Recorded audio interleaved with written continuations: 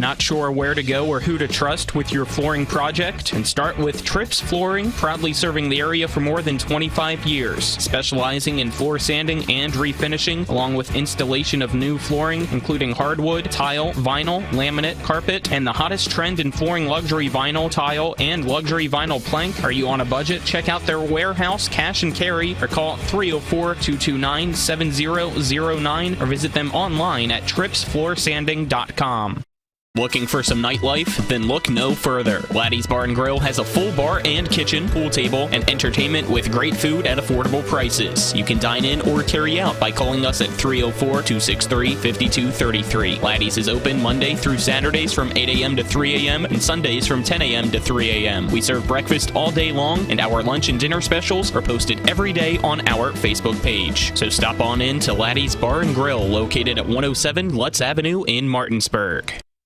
Insurance companies like to play games. They say they're on your side, but they aren't. We have a team that can handle any curveball they throw. At Burke, Schultz, Harmon & Jenkinson, you get a dedicated lawyer, and every case gets a team effort. So you get nearly 150 combined years of experience going to bat for you. And we like to win. Join the team that takes your personal injury case seriously. Burke, Schultz, Harmon & Jenkinson. We play hardball. With 4 new car dealerships and 4 used car dealerships in 3 states, Parsons is the largest used car and fastest growing new car dealer in the tri-state area. Take Parsons Ford with huge savings on hundreds of new Fords, financing from 0%, Parsons' goal of financing for all, and Parsons' famous above-market trade-in allowances that help make Parsons #1 for used cars too. See why so many won't buy anywhere but Parsons Ford in Martinsburg. We became #1 by making you #1 first. Parsons. Mayhem is everywhere. I'm your new bangs, and you can't stop staring at me. That's it. Just tilt the rearview mirror over here. And while you're checking me out more times than a library book, your car is wandering into that lane over there. More bangs?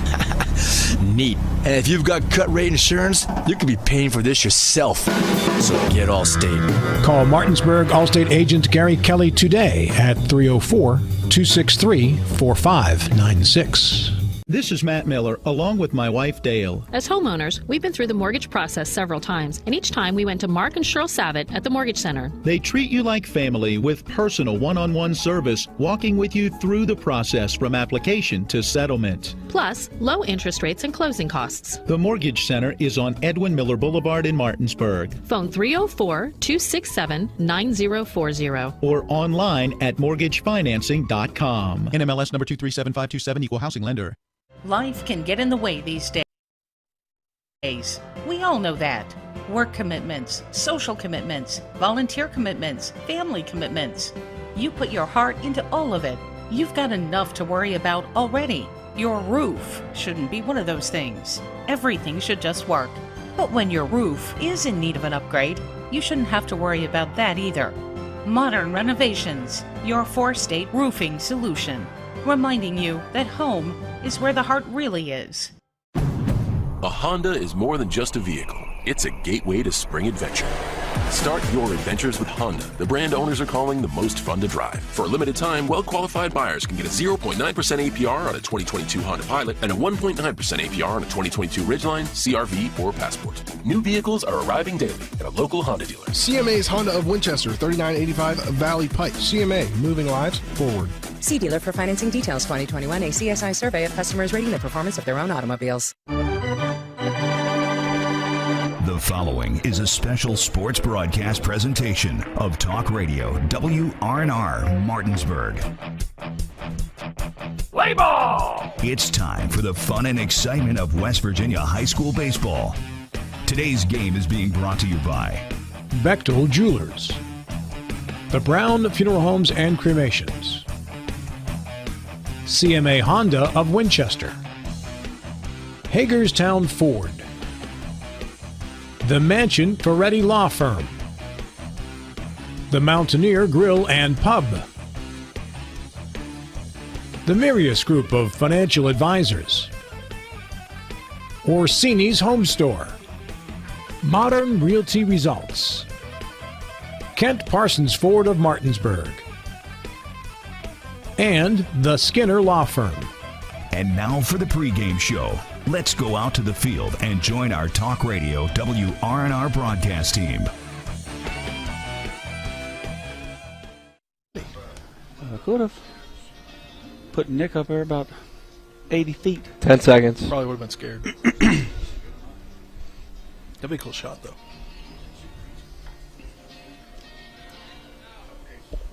Good evening, everybody, and welcome to P.O. Faulkner Park here in Martinsburg, West Virginia, as we get you set for tonight's matchup between the Martinsburg Bulldogs and the Hampshire Trojans here on Senior Night.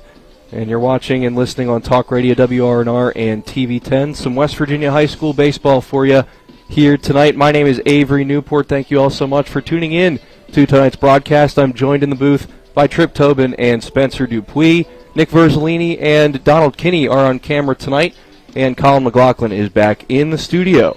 There's our crew for this evening. Well, let's begin the Cody's Body Shop countdown to first pitch, brought to you by Cody's Body Shop at 851 Wilson Street in Martinsburg, where you get the work done right the first time.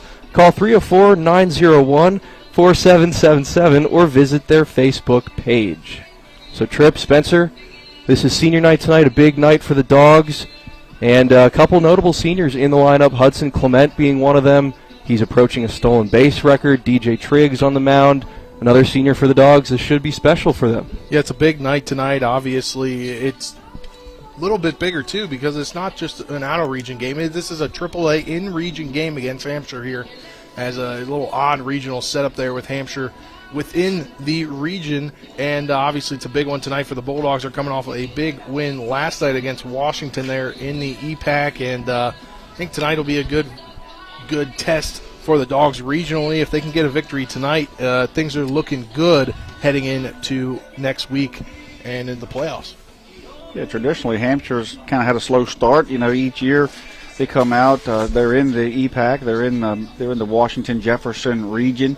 And each year they that first game of the region, they seem to get that 3 seed against those two teams, but they really fight and scrap, before they're put out of that tournament. So they generally play in their best ball here at the end of the year. Senior night, special night, beautiful day. So look for some good things to happen. Also, shout out to Tripp doing all the work around the park today, showing me some great pictures.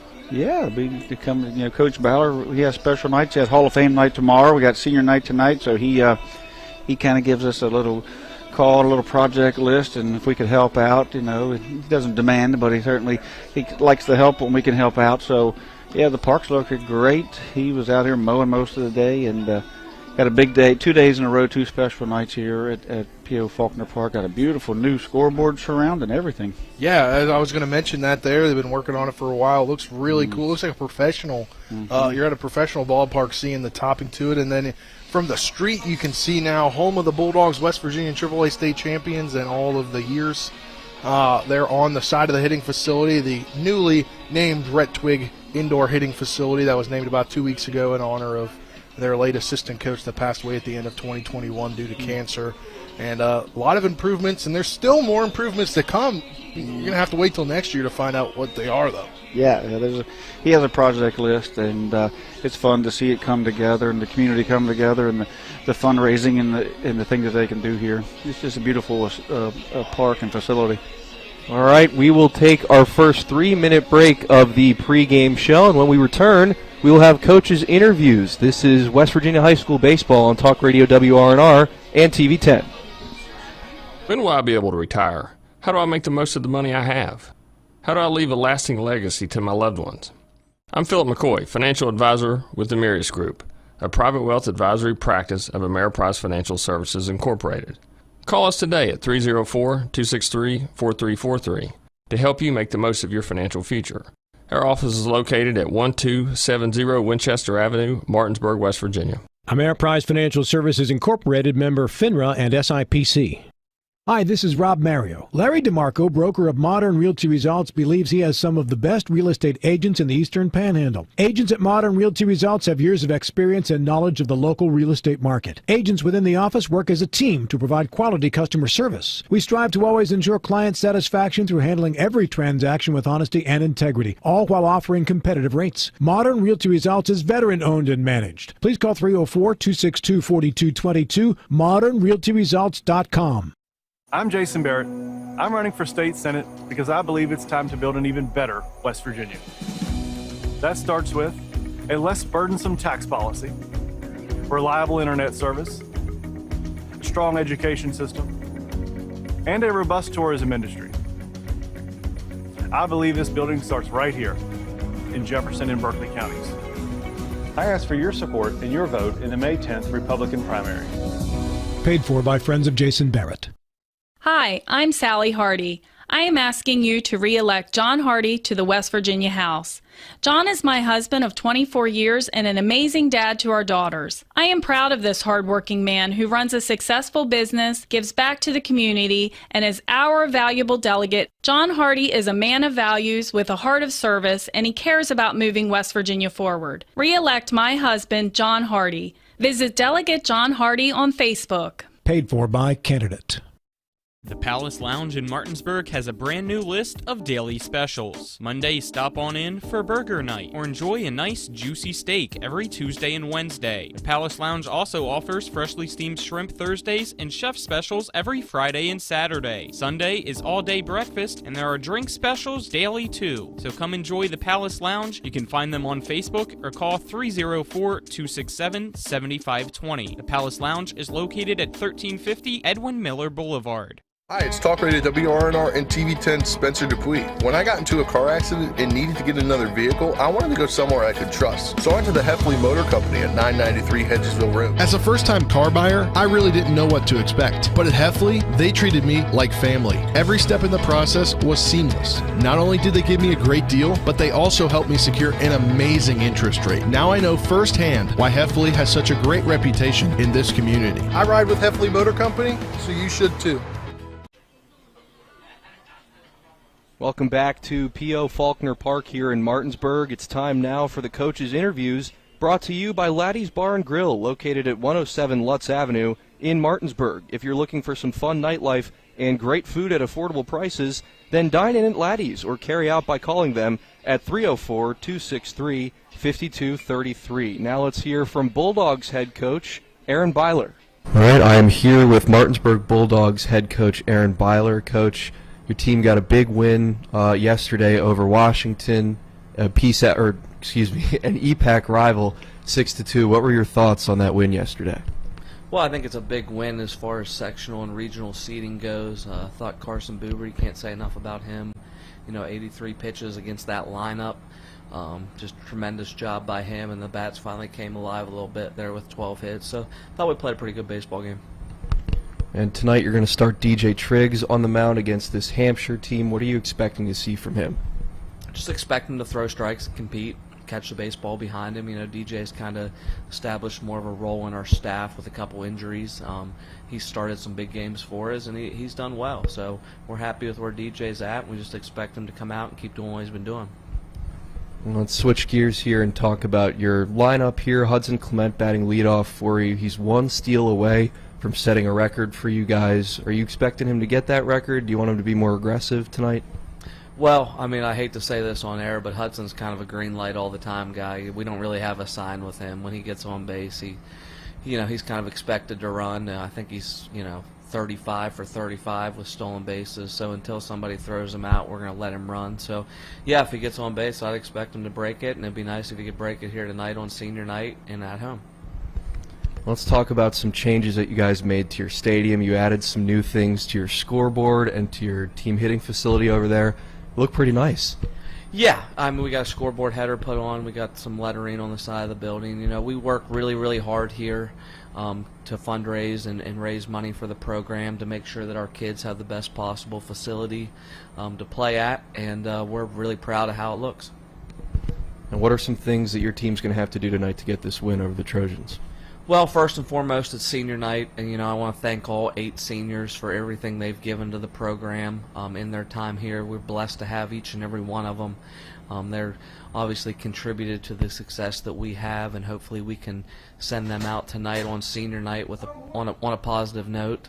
As far as Hampshire goes, I think they're a little bit down this year, but I expect them to come in here and compete today. So we're gonna have to make sure we play well. Thank you, Coach. Thank you. Looking for some nightlife? Then look no further. Laddie's Bar & Grill has a full bar and kitchen, pool table, and entertainment with great food at affordable prices. You can dine in or carry out by calling us at 304-263-5233. Laddie's is open Monday through Saturdays from 8 a.m. to 3 a.m. and Sundays from 10 a.m. to 3 a.m. We serve breakfast all day long, and our lunch and dinner specials are posted every day on our Facebook page. So stop on in to Laddie's Bar & Grill, located at 107 Lutz Avenue in Martinsburg. Here now with the head coach of the Hampshire Trojans, Coach Van Meter. Coach, team is coming off of a loss in your last game, 5-2. Tell me some things that you liked from your team's performance in that game and some things you thought you could improve on. Well, I thought for sure we got solid pitching out of Alex Hott for us in our last game. And a couple of things that we didn't do well is we didn't get our runners in. We stranded a lot of base runners. We did play some solid defense behind him, which is good, and we were in the game, had a chance to win it, just didn't come through. You mentioned Alex Hott. Not only is he a great pitcher, but he had a good game at the plate as well, 3 for 4 with 2 RBIs in that last game. Tell me about his performance and what you're expecting from him today. Well, he's our senior leader. He's a 4-year starter. We're expecting big things out of him every night we play, and he'll play shortstop tonight, and we're hoping to get 3 or 4 hits out of him again. You're going up against a tough Martinsburg team that did well in the Mingo Bay Classic, and they're coming off of a win yesterday. What are you trying to look to do to slow them down today? Well, I think first of all we got to make plays behind our pitcher, not walk people. Don't give them extra base runners, because if you let them get base runners, they're going to put a lot of pressure on you. And we just need to limit our walks and play solid defense, make the routine plays. Thank you, Coach. Yeah, thank you. All right, and those were your coaches' interviews brought to you by Laddie's Bar & Grill. We'll take another 2-minute break here, and on the other side of that break, we'll continue to break down this matchup. This is West Virginia High School Baseball on Talk Radio WRNR and TV 10. For every parent with a child entering pre-K through 7th grade, we invite you to consider Airborne Christian Academy. Enrolling your student in a Christian school, it's never been more affordable, with a W.V. Hope Scholarship offering $4,300 per year per student. And if you've been hoping for alternative ways for your child to flourish academically while remaining true to your faith, we want to partner with you. Check out all the details at airborne.church/school. With 4 new car dealerships and 4 used car dealerships in 3 states, Parsons is the largest used car and fastest growing new car dealer in the tri-state area. Take Parsons Ford with huge savings on hundreds of new Fords, financing from 0%, Parsons' goal of financing for all, and Parsons' famous above-market trade-in allowances that help make Parsons #1 for used cars too. See why so many won't buy anywhere but Parsons Ford in Martinsburg. We became #1 by making you #1 first. Parsons. Are you considering selling your home and don't know where to start? Then call Chris Ross and the Milestone Real Estate Group at Keller Williams. A Martinsburg High School graduate, Chris knows the local market, and he's proven it as #1 real estate team in West Virginia in 2019. Phone Milestone Real Estate Group at Keller Williams at 304-579-7349 or go to callchrisross.com. Let's celebrate your real estate milestone together. A reputation for caring, a legacy of service. At Brown Funeral Homes and Cremations, it's been our story since 1880. A family-owned business, we support the needs and wishes of families. We offer traditional services, as well as many options for cremation, customized remembrances, and pre-planning. Brown Funeral Homes and Cremations retains its family atmosphere and stays true to its roots. Contact us for advanced planning, or at your time of loss. We're here when you need us. And we welcome you back to P.O. Faulkner Park here in Martinsburg as we're getting you ready tonight for Martinsburg and Hampshire. And let's now go into the EPAC Baseball Roundup, brought to you by Burke, Schultz, Harmon, and Jenkinson. Over 120 years of combined experience as accident, injury, and disability lawyers.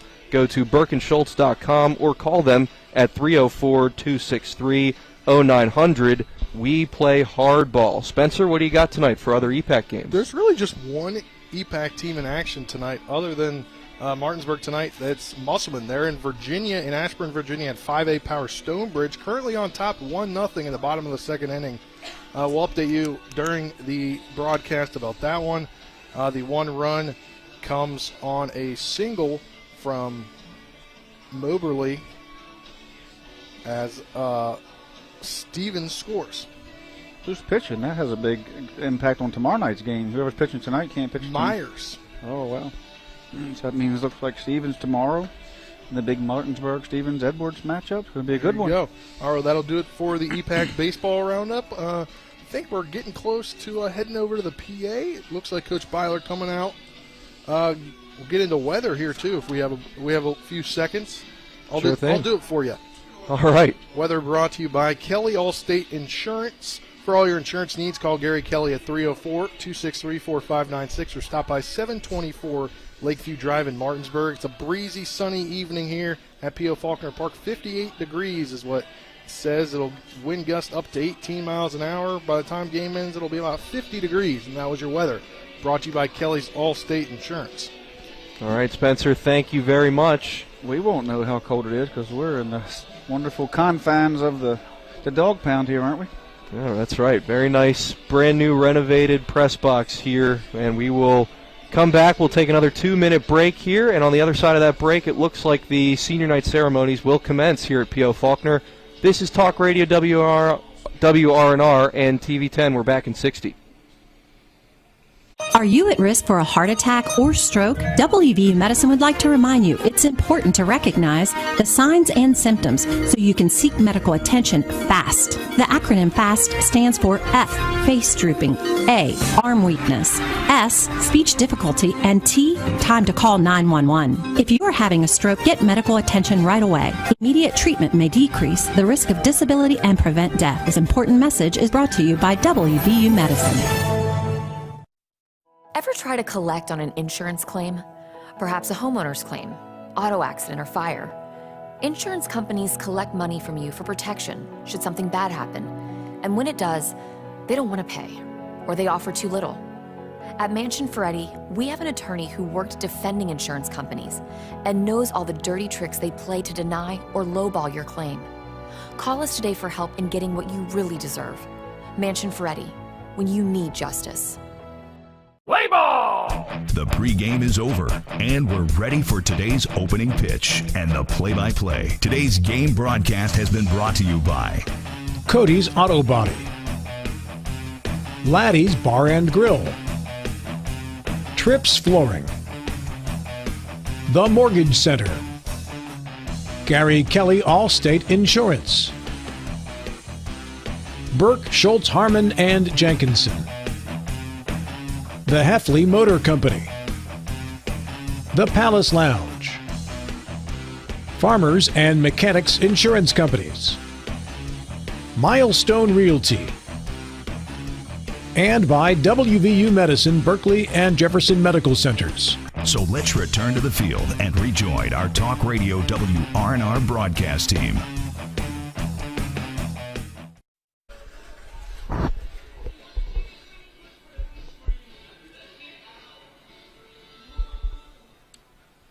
Welcome back to P.O. Faulkner Park here in Martinsburg. Let's now switch it over to the PA announcer, who has a special announcement and will commence the senior night celebration.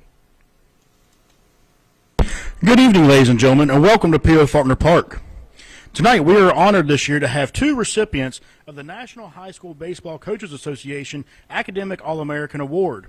Presenting the awards are head coach Aaron Byler and NHSBCA committee member and assistant coach Larry Cooper to Caleb Edwards and Joseph Paulson. Congratulations, guys, on your accomplishments.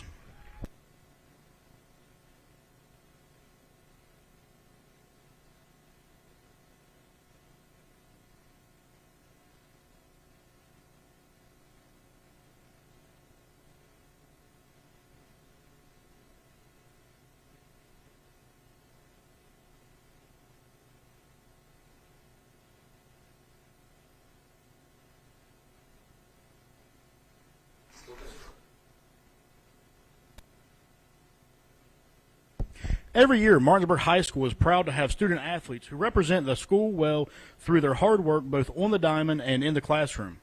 Tonight, we would like to call attention to those members of the baseball team who today are and have represented the Bulldogs here at P.O. Faulkner Park.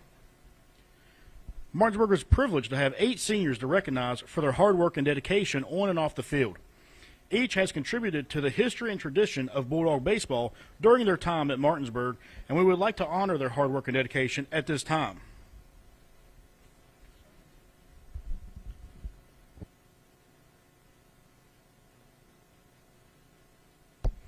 Our first senior is number 3, Hudson Clement.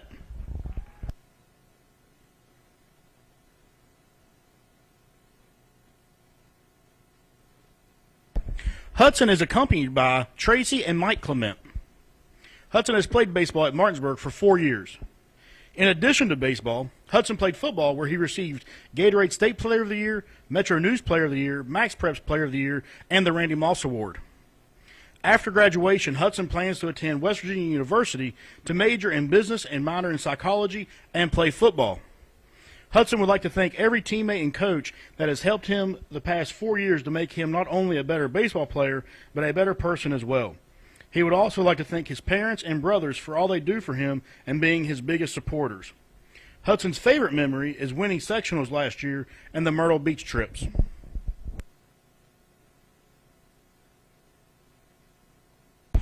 Ladies and gentlemen, Hudson Clement.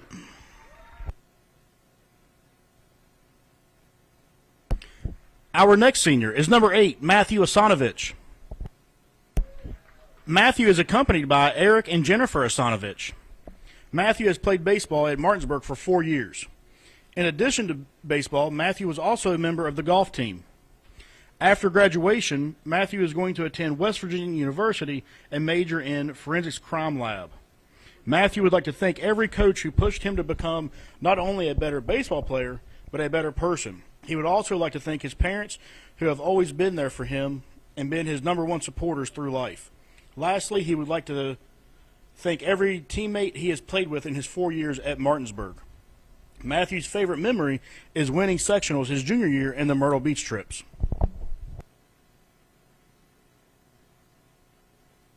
Ladies and gentlemen, Matthew Asanovich.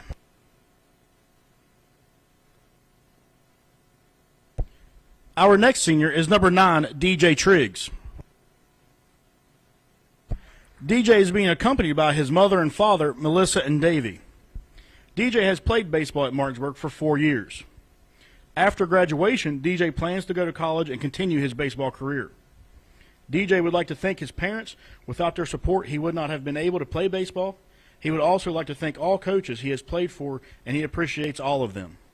DJ's favorite memory was winning the sectionals and dogpiling on Hedgesville's field and the Myrtle Beach trips. Ladies and gentlemen, DJ Triggs.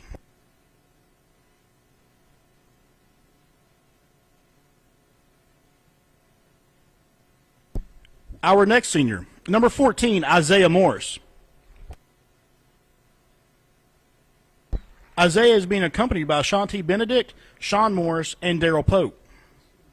Isaiah has played baseball at Martinsburg for 4 years. After graduation, Isaiah plans to become a mechanic or attend Blue Ridge to pursue an electrician degree. Isaiah wants to thank his parents for being there since day one, his dad for pushing him to be a good at the sport he loves, and his mom for always being there when he needs her and being his #1 supporter. He loves you both. He also wants to thank all the coaches that has coached him throughout his career. It is a blessing to be a part of Martinsburg baseball program, and he is thankful for all the coaches who have helped him along the way. Isaiah's favorite memory was during his junior year when playing Hedgesville in the sectionals. As the game was tied, he was able to throw out a runner at third from right field. This helped propel the Bulldogs victorious. Ladies and gentlemen, Isaiah Morris.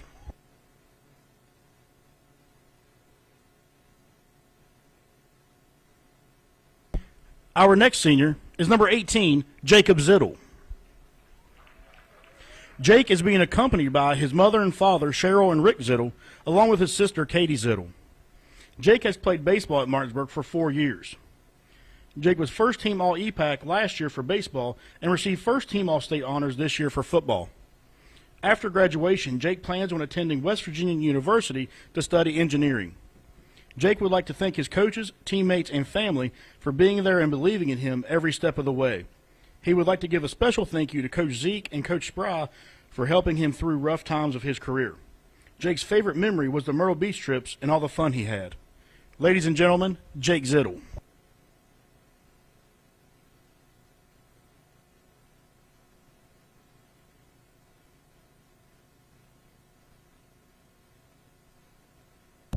Our next senior, number 23, Walker Hall.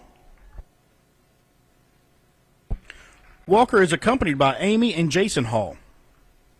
Walker has played baseball at Martinsburg for 3 years. After graduation, Walker plans to attend James Rumsey to obtain his HVAC certification and then continue to WVU for a bachelor's in business and accounting. Walker would like to thank his parents and family for pushing him to be the best he can. He would also like to thank his coaches for countless memories and experiences with the team. Lastly, he would like to thank his teammates for all the fun times and successful seasons. Walker's favorite memory was participating in the Mingo Bay Classic at Myrtle Beach. It was a great time. Ladies and gentlemen, Walker Hall.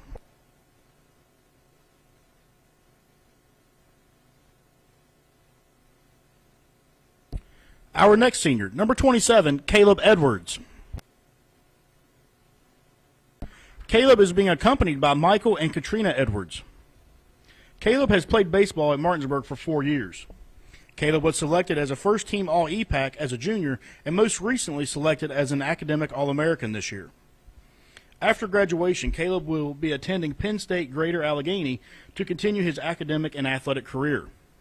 Caleb would also like to thank God for the talent to play baseball, his grandparents for all their support, Coach Bobby Gollahue, Coach Byler, Coach Larry Cooper, and last but not least, his parents for all the sacrifices they have made for him to be successful academically and athletically.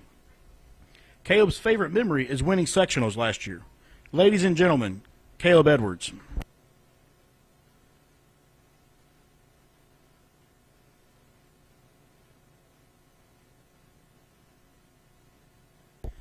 Our next senior, number 32, Joseph Paulson. Joseph is being accompanied by his father and mother, Aaron and Cynthia Paulson. Joseph has played baseball at Martinsburg for 4 years. After graduation, he intends on attending Marshall University, majoring in computer science. Joseph would like to thank Coach Byler for his relentless effort to make the team run the way it should. He would also like to thank Coach Zeke for dealing with all of his questions. And lastly, thanks to Coach Coop for believing in his abilities and encouraging him along the way. Joseph's favorite memory is winning the sectional tournament last year. Ladies and gentlemen, Joseph Paulson.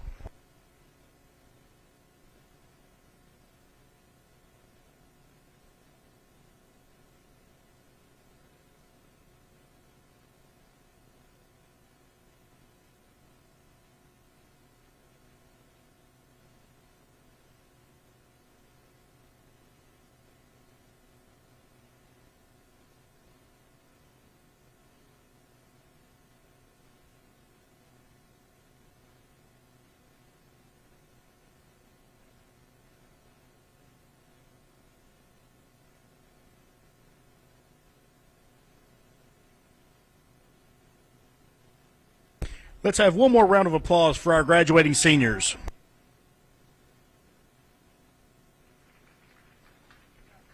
All right, and that was the Senior Day celebration here at P.O. Faulkner Park. And we will take a 2-minute break here, and on the other side of that break, we'll get you ready for some West Virginia High School baseball here on Talk Radio WRNR and TV 10. Finding the right home can be a tough decision.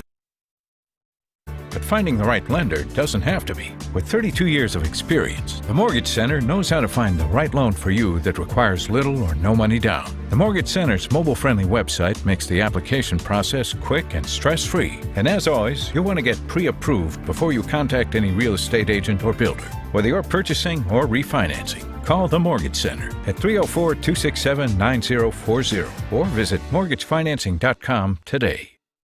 Hi, I'm Sally Hardy. I am asking you to re-elect John Hardy to the West Virginia House. John is my husband of 24 years and an amazing dad to our daughters. I am proud of this hardworking man who runs a successful business, gives back to the community, and is our valuable delegate. John Hardy is a man of values with a heart of service, and he cares about moving West Virginia forward. Re-elect my husband, John Hardy. Visit Delegate John Hardy on Facebook. Paid for by candidate. Not sure where to go or who to trust with your flooring project? And start with Trips Flooring, proudly serving the area for more than 25 years, specializing in floor sanding and refinishing, along with installation of new flooring, including hardwood, tile, vinyl, laminate, carpet, and the hottest trend in flooring, luxury vinyl tile and luxury vinyl plank. Are you on a budget? Check out their warehouse, cash and carry, or call 304-229-7009, or visit them online at tripsfloorsanding.com. I'm Jason Barrett. I'm running for state senate because I believe it's time to build an even better West Virginia. That starts with a less burdensome tax policy, reliable internet service, a strong education system, and a robust tourism industry. I believe this building starts right here in Jefferson and Berkeley counties. I ask for your support and your vote in the May 10th Republican primary. Paid for by friends of Jason Barrett. Welcome back to P.O. Faulkner Park here in Martinsburg, and it's now time for the starting lineups brought to you by Trips Flooring. Not sure where to go or who to trust with your flooring needs? Call Trips Flooring at 304-229-7009 or online at tripsfloorsanding.com. Trip, if you want to go ahead and start with the starting lineups. All right, well, for the visiting Hampshire Trojans, leading off, number 12, playing shortstop, Alex Hott. Batting second, number 9, Colin Hott, playing center field. Batting third, number 10, Cohen Mowry. He's doing the DHing. He's DHing today for number 34, Connor Hott, who's playing first base. In his cleanup position, number 24, Connor Wolford, who's pitching. Number 2, batting in the 5 position, J.J. Charlton, who's playing third base. And in the 6th hole, number 11, Grant Hicks, playing left field. Batting 7th, number 13, Alex Orndorff, doing the catching. Batting 8th, number 22, Austin, looks like Eglinger, playing right field. I think that's right. And batting 9th, rounding out the lineup, number 6, Brady Stump, playing second base. For the homestanding Bulldogs, we'll see Hudson Clement leading off once again in the pursuit of that stolen base record, playing shortstop tonight, leading off. Batting second, number 4, playing left field, Landon Siffert. Batting third, number 14, Isaiah Morris, playing first base. Doing the cleanup tonight, batting number 5, playing second base, Carson Buber. Your center fielder, batting fifth, number 7, Jordan Canby. Third baseman, batting sixth, number 10, Michael Lupus. The catcher, number 8, batting seventh, Matthew Asanovich. Doing the DHing tonight, number 18, Jake Zittel in the 8th hole. He's DHing for your pitcher tonight, DJ Triggs. And rounding out the lineup, playing right field, number 32, Joe Paulson. All right, Tripp, thank you. Those are the starting lineups brought to you by Trips Flooring as we see the teams come out onto the field tonight. And Tripp, obviously, again, it's senior night. They had the big ceremony just a few moments ago. And one of the big seniors on this Martinsburg Bulldog team is number 3, Hudson Clement, who is inching ever so close to a stolen base record here for the Bulldogs. Do you think he's got a shot at it tonight? I definitely think he has a shot tonight. I think, like Coach Bowler said in the interview there, the coach's interview, Hampshire is down a little bit tonight. Don't expect him not to come in here and compete, like you said, but there will be opportunities, I believe, for Hudson to get on base and possibly break that record tonight. My only question is if he breaks it, will Coach Bowler take the base and pick it up and retire it? Yeah, well, I mean, these look like pretty fresh bases out there. Yeah. I don't know. You should have put an old base out there just in case. Yeah, a commemorative base, if you will. All right, well, we've got some time here. I want to let everybody know the Martinsburg High School Alumni Association's annual banquet will be held at the Holiday Inn on Saturday, May 28th at 1 p.m. The buffet lunch and tickets are $25 each and may be purchased at Jordan & Hess or Patterson's Drug Store in downtown Martinsburg by calling Dale Hicks at 304-676-6969 or by contacting Nancy Warrenfeltz by way of the MHS Alumni Association Facebook page or emailing her at nancyt@mhs.org. TALGEN10@comcast.net. That's Nancy, TALGENJEN, 10@comcast.net. Reservations are due in by May 13th. All right, Spencer, thank you. As we see the Bulldogs now coming out onto the field, taking their spots in the infield and the outfield. DJ Triggs will be on the mound tonight for the Dogs, and quickly looking at some of his stats, he's got 28 innings pitched this year. He's 3-1 on the season trip. Do you think he's going to have another good outing tonight? Yeah, I think he really likes this new mound here. He's always seems to be successful here. He enjoys throwing here in front of the hometown crowd. He enjoys the excitement, and senior night just adds to it.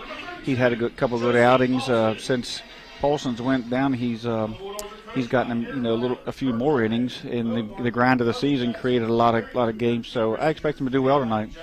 All right, we will take another break here for the national anthem, and we will return. You're watching and listening to Martinsburg Baseball on Talk Radio WRNR and TV 10.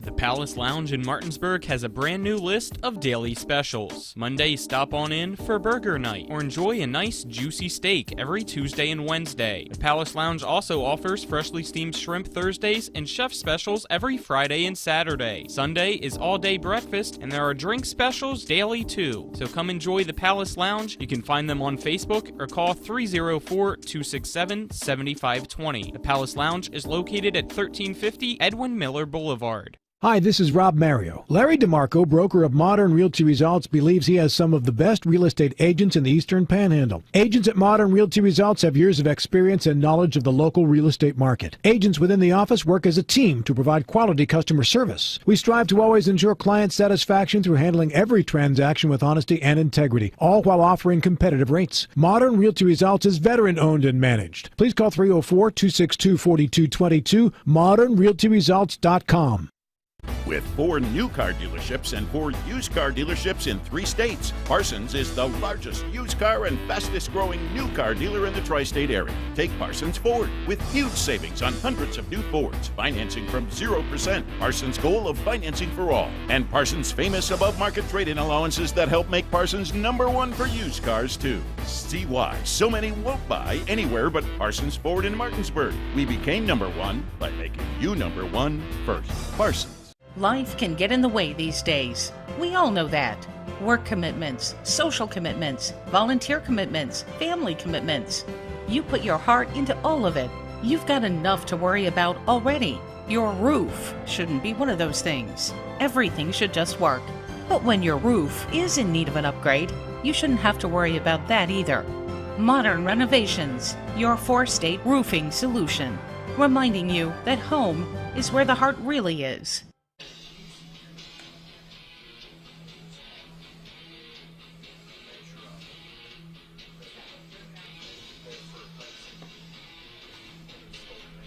All right, welcome back to P.O. Faulkner Park in Martinsburg, everybody. We're just a few moments away from Martinsburg and Hampshire.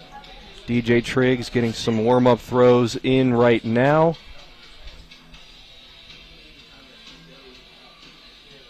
Like I said, DJ, he stands tall on that mound out there. He really likes that new turf mound. He gets good grip out there, and I think he just really enjoys throwing here in front of the home crowd.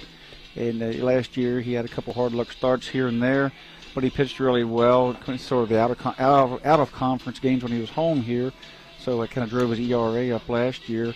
Coming in this year, with Carson Buber really picking up the pace, Mike Lupus, and then you had Isaiah Morris at times had come in. So they were pretty deep in pitching, so it wasn't that many innings to go around. When Paulson went down, DJ stepped right in there, and of course Buber and Lupus and Morris with the closeout. So Martinsburg has shown that depth, and they seem to be playing really good baseball right now. And the team morale's really good. The facilities are looking nice. Coach Balor's in feels like they're in a good spot to possibly get in one of those top seeds. So everything's going pretty well for Martinsburg at the moment. It looks like we're all set here for first pitch from P.O. Faulkner.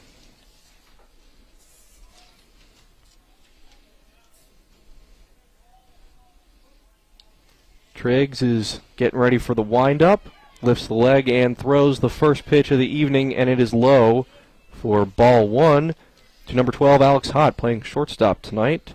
Our first pitch is brought to you by the Mortgage Center on Edwin Miller Boulevard in Martinsburg. One call will save you thousands. Call 304-267-9040. Triggs on the mound here facing Alex Hott. He's batting .355 this year. And he leads this Hampshire team in runs batted in. Here's another pitch from him. It's fouled back. Did that just hit our camera? I don't believe it did. It was a bit high there on the net. It moved our camera. How about that? 2 balls and 1 strike is the count now to Hott from DJ Triggs. Triggs delivers, pitches low and inside.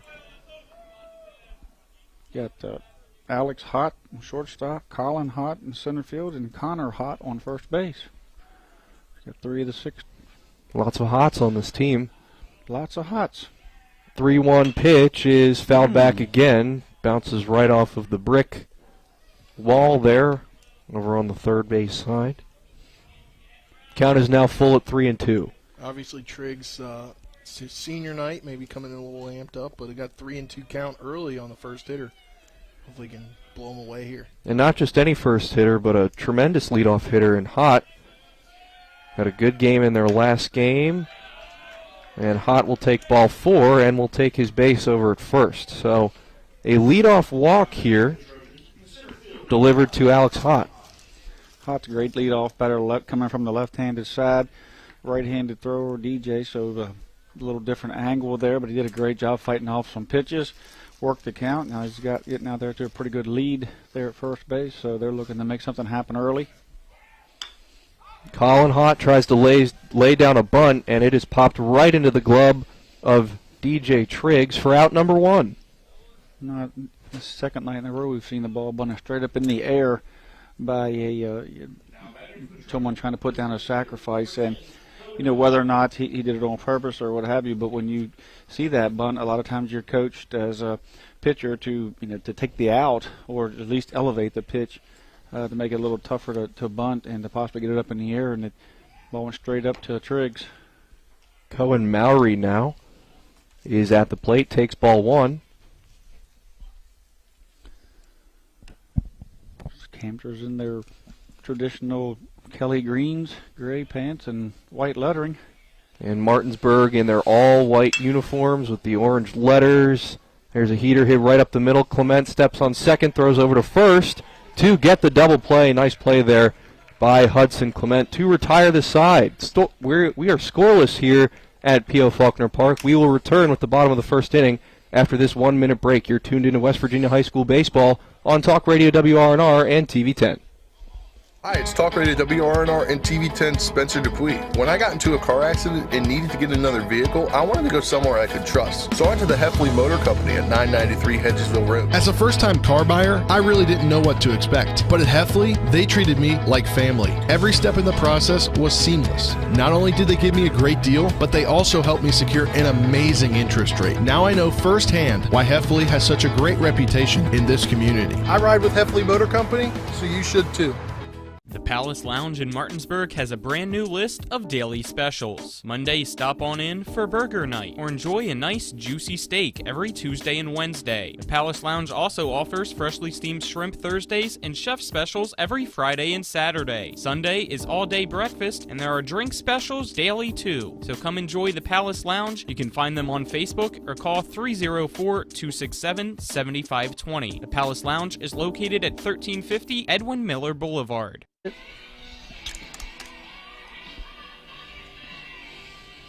I don't think this boy here can throw him out.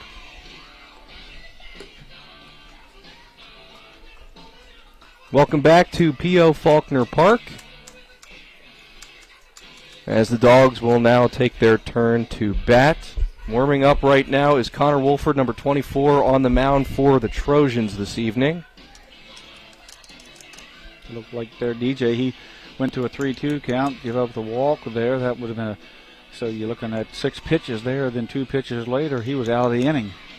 He got the pop up to the pitcher, and then the tailor-made ground ball up the middle for Hudson to take it take it himself to second base and over to third for the easy double play. So Triggs is sitting at 8 pitches and cruising at the moment. Got through the top 3 of Hampshire's lineup, that is. And got through arguably the most difficult hitter in this lineup, Alex Hott, number 12, who is coming off of a great game in their last game, went 3 for 4 and had 2 RBIs.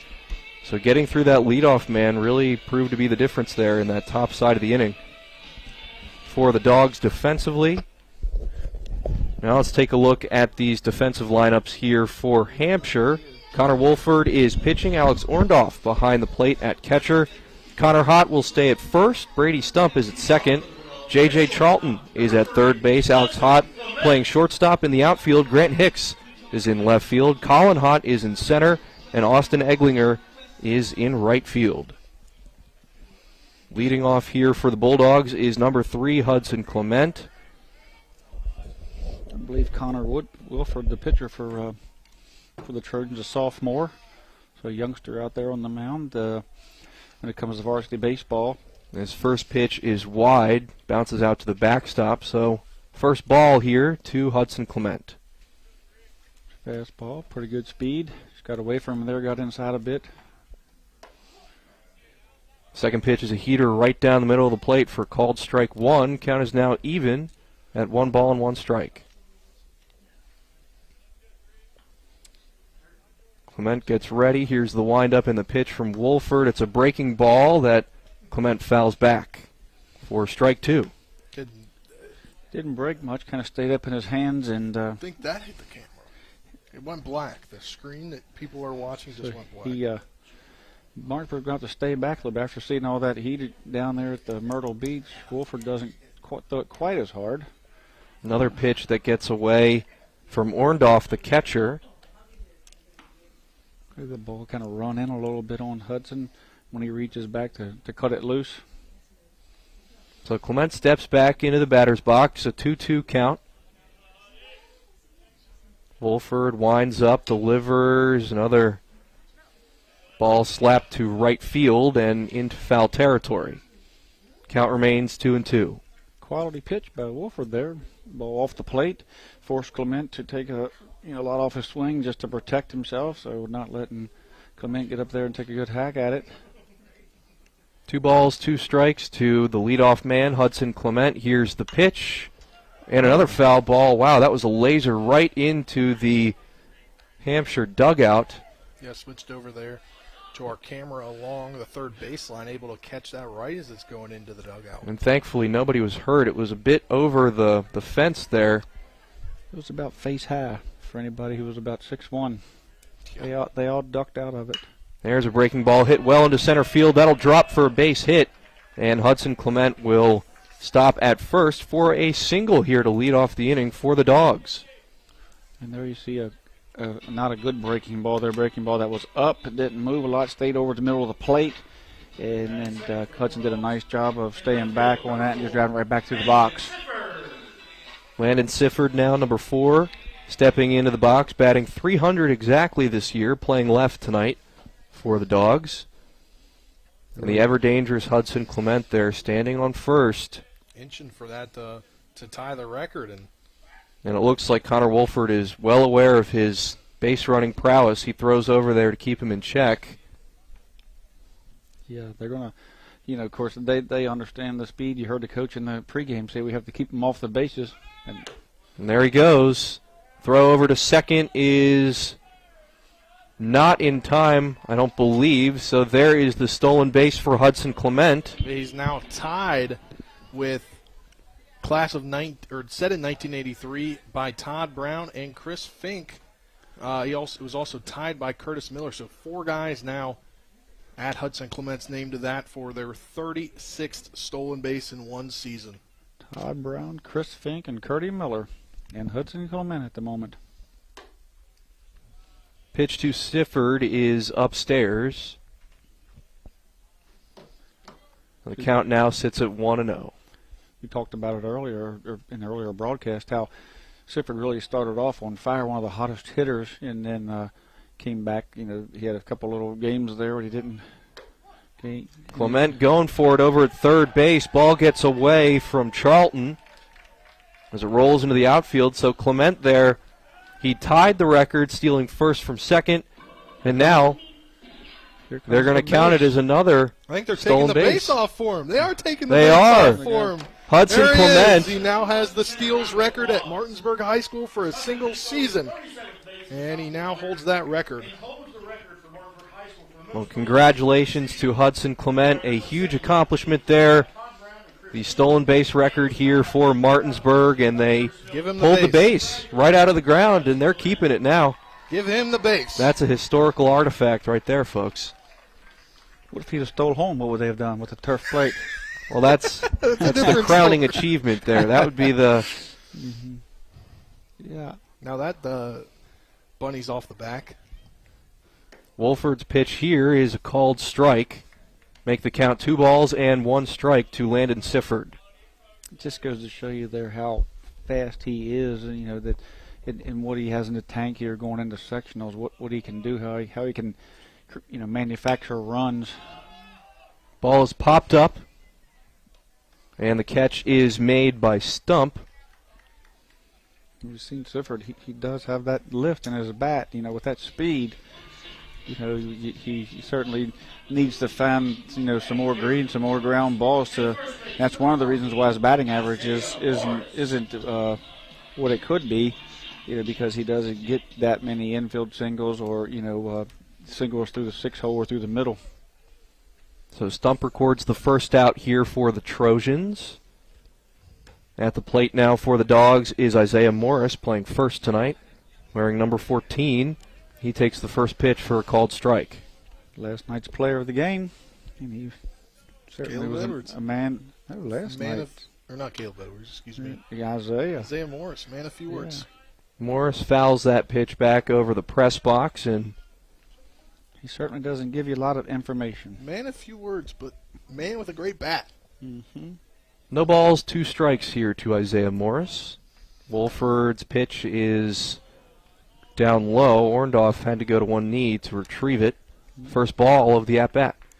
Yeah, quality pitch by Wolford. You know, you're trying to get Morris to extend the strike zone, swing at his pitch there. We'll see if he tries to do that again. He still has a few pitches before he would have to give in to Morris. Pitches outside and away from Wolford. Ball 2. Evens up the count. 2 balls and 2 strikes. Morris looking to continue his hot streak from yesterday here. Wolford winds and delivers a breaking ball, is fouled back and hits up against the fence, rattles our camera there a bit. I think Morris would like to have that one back. If we had the angle there, that ball dropped right into the hitting zone. He just got under it. If he could have just stayed back on that one just a little bit. 2-2 pitch is swung on and missed by Isaiah Morris, so there's a strikeout, the first strikeout of the game for Connor Wolford. Obviously good there to get 2 outs now, and though lately Martinsburg's been really good with 2 outs and runners on base. That was a great pitch by Wolford there, like the sophomore, forcing Morris to extend that strike zone, swing at his pitch there. Carson Buber swings and misses on the first delivery to him. He was trying to take that ball out of the park. He was. That was a powerful hack there. He's trying to hit himself out there on the scoreboard. Right between the Buber. Chops that one foul over on the third base side into the Bulldog dugout. No balls and 2 strikes here to Carson Buber. 2 outs here in the bottom of the first inning here at P.O. Faulkner Park.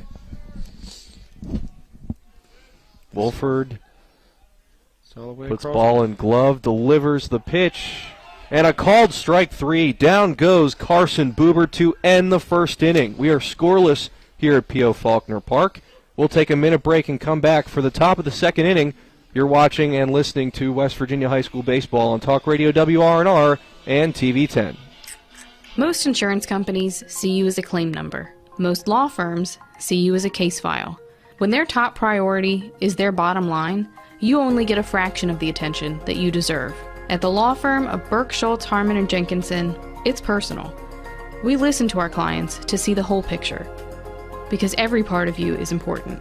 For a team built on relationships and results, call Burke, Schultz, Harmon, and Jenkinson at 304 Lawyers, or visit us at burkeandschultz.com. Hi, I'm Sally Hardy. I am asking you to re-elect John Hardy to the West Virginia House. John is my husband of 24 years and an amazing dad to our daughters. I am proud of this hardworking man who runs a successful business, gives back to the community, and is our valuable delegate. John Hardy is a man of values with a heart of service, and he cares about moving West Virginia forward. Re-elect my husband, John Hardy. Visit Delegate John Hardy on Facebook. Paid for by candidate.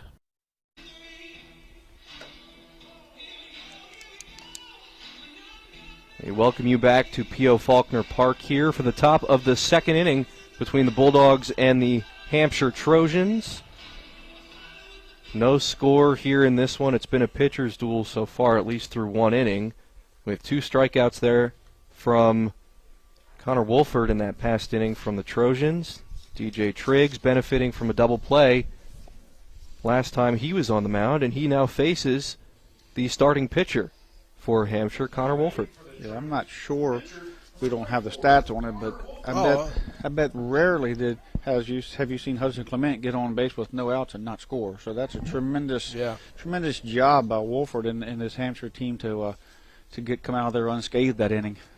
Triggs delivers the first pitch. It's a called strike below the knees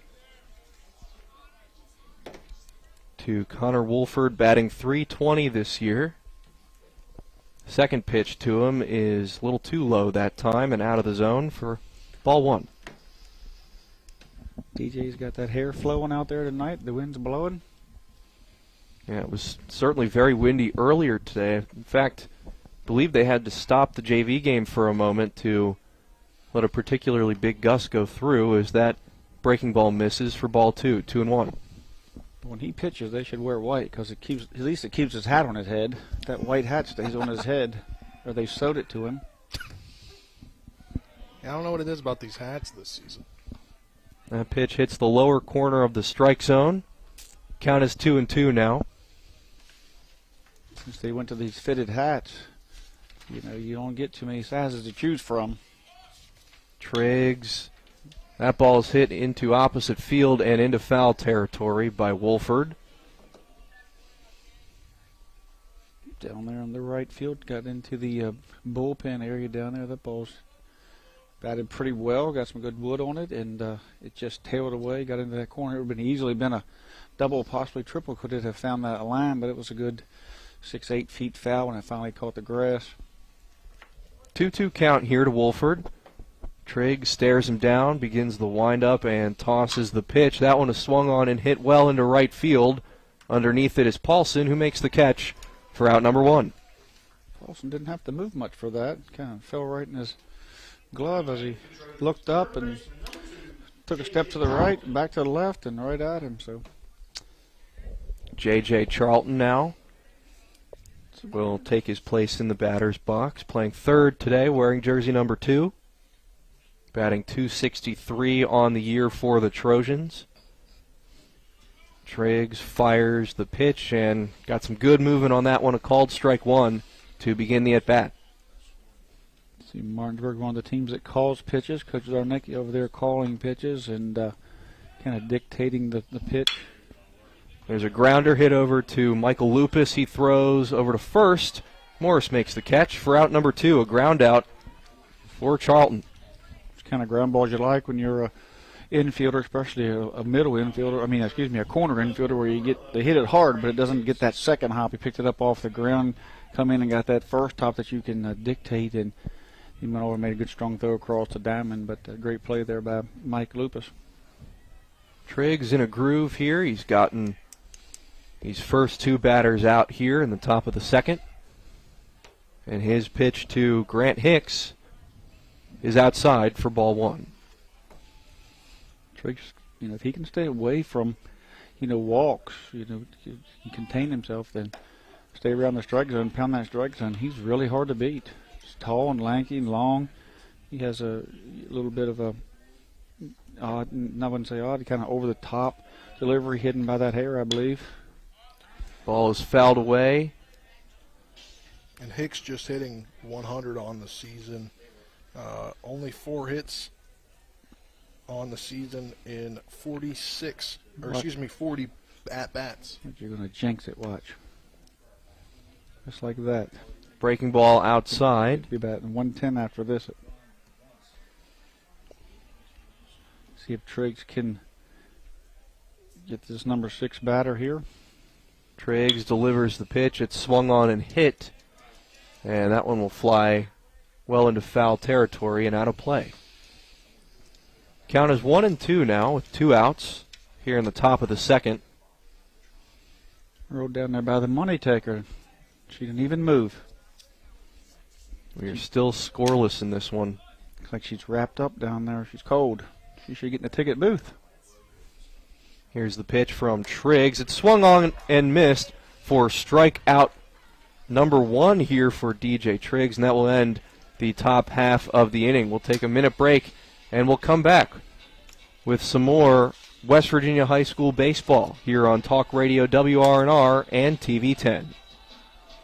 With 4 new car dealerships and 4 used car dealerships in 3 states, Parsons is the largest used car and fastest growing new car dealer in the tri-state area. Take Parsons Ford with huge savings on hundreds of new Fords, financing from 0%, Parsons' goal of financing for all, and Parsons' famous above-market trade-in allowances that help make Parsons #1 for used cars too. See why so many won't buy anywhere but Parsons Ford in Martinsburg. We became #1 by making you #1 first. Parsons. Not sure where to go or who to trust with your flooring project? And start with Trips Flooring, proudly serving the area for more than 25 years, specializing in floor sanding and refinishing, along with installation of new flooring, including hardwood, tile, vinyl, laminate, carpet, and the hottest trend in flooring, luxury vinyl tile and luxury vinyl plank. Are you on a budget? Check out their warehouse, cash and carry, or call 304-229-7009, or visit them online at tripsfloorsanding.com. Welcome back to P.O. Faulkner Park here in a scoreless contest between Martinsburg and Hampshire. Both pitchers have been playing well so far. And right now, Connor Wolford is going through his warm-ups. Due up for the Dogs, center fielder number 7, Jordan Canby. After him, it is Michael Lupus playing third, and Matisanovich doing the catching tonight for the Dogs. Great spot for Martinsburg to be in. Canby could easily be your leadoff batter and probably will hold down that spot next year all year long with when Clement leaves that spot open when he leaves off to play football. So, you know, we're looking at next year's leadoff and see how he can what he can do here tonight as the leadoff in the second inning. First pitch to him is fouled off over on the third base side. Mike Lupus played the carom over there. That's how you get hurt. Lupus in the on-deck circle has got out of the way of that one. Pitch from Wolford, and it looked like, yes, it did hit him. Clipped the side of Jordan Canby there, who takes his base at first. It takes a lot off of that pitch, so it's, you know, it wasn't a hard decision for Canby to wear it. He just didn't break. Caught him there maybe on the thigh, just above the knee, I believe. Breaking pitch. Lots of speed again here on first. Michael Lupus at the plate. Throwback to check Canby, and Canby gets back in time. Canby did a nice job getting back. Got back on his belly. He's going to extend that lead this time out to the cutout. Looks like he may want to go here. Oh, he got caught. And looks like a rundown situation here for Canby, as a poor base running decision there, and Canby's going to try and slide back into first, and he does safely. What a play there by Canby. A mistake at first. He's able to save the Dogs from an out.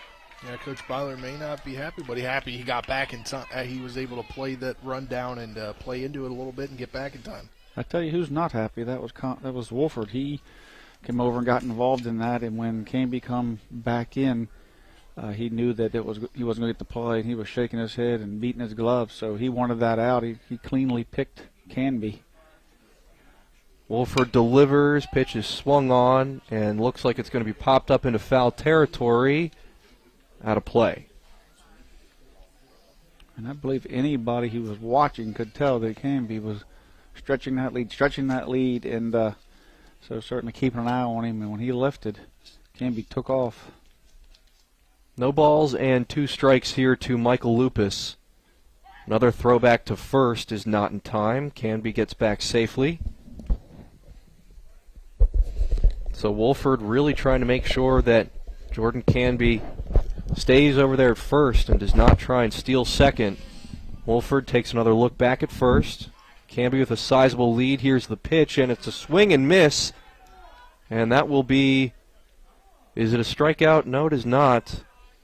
0-2 count. I guess the I thought it was 0-2 count on the scoreboard was incorrect. So that's strike 2, in fact, to Michael Lupus. No balls and 2 strikes.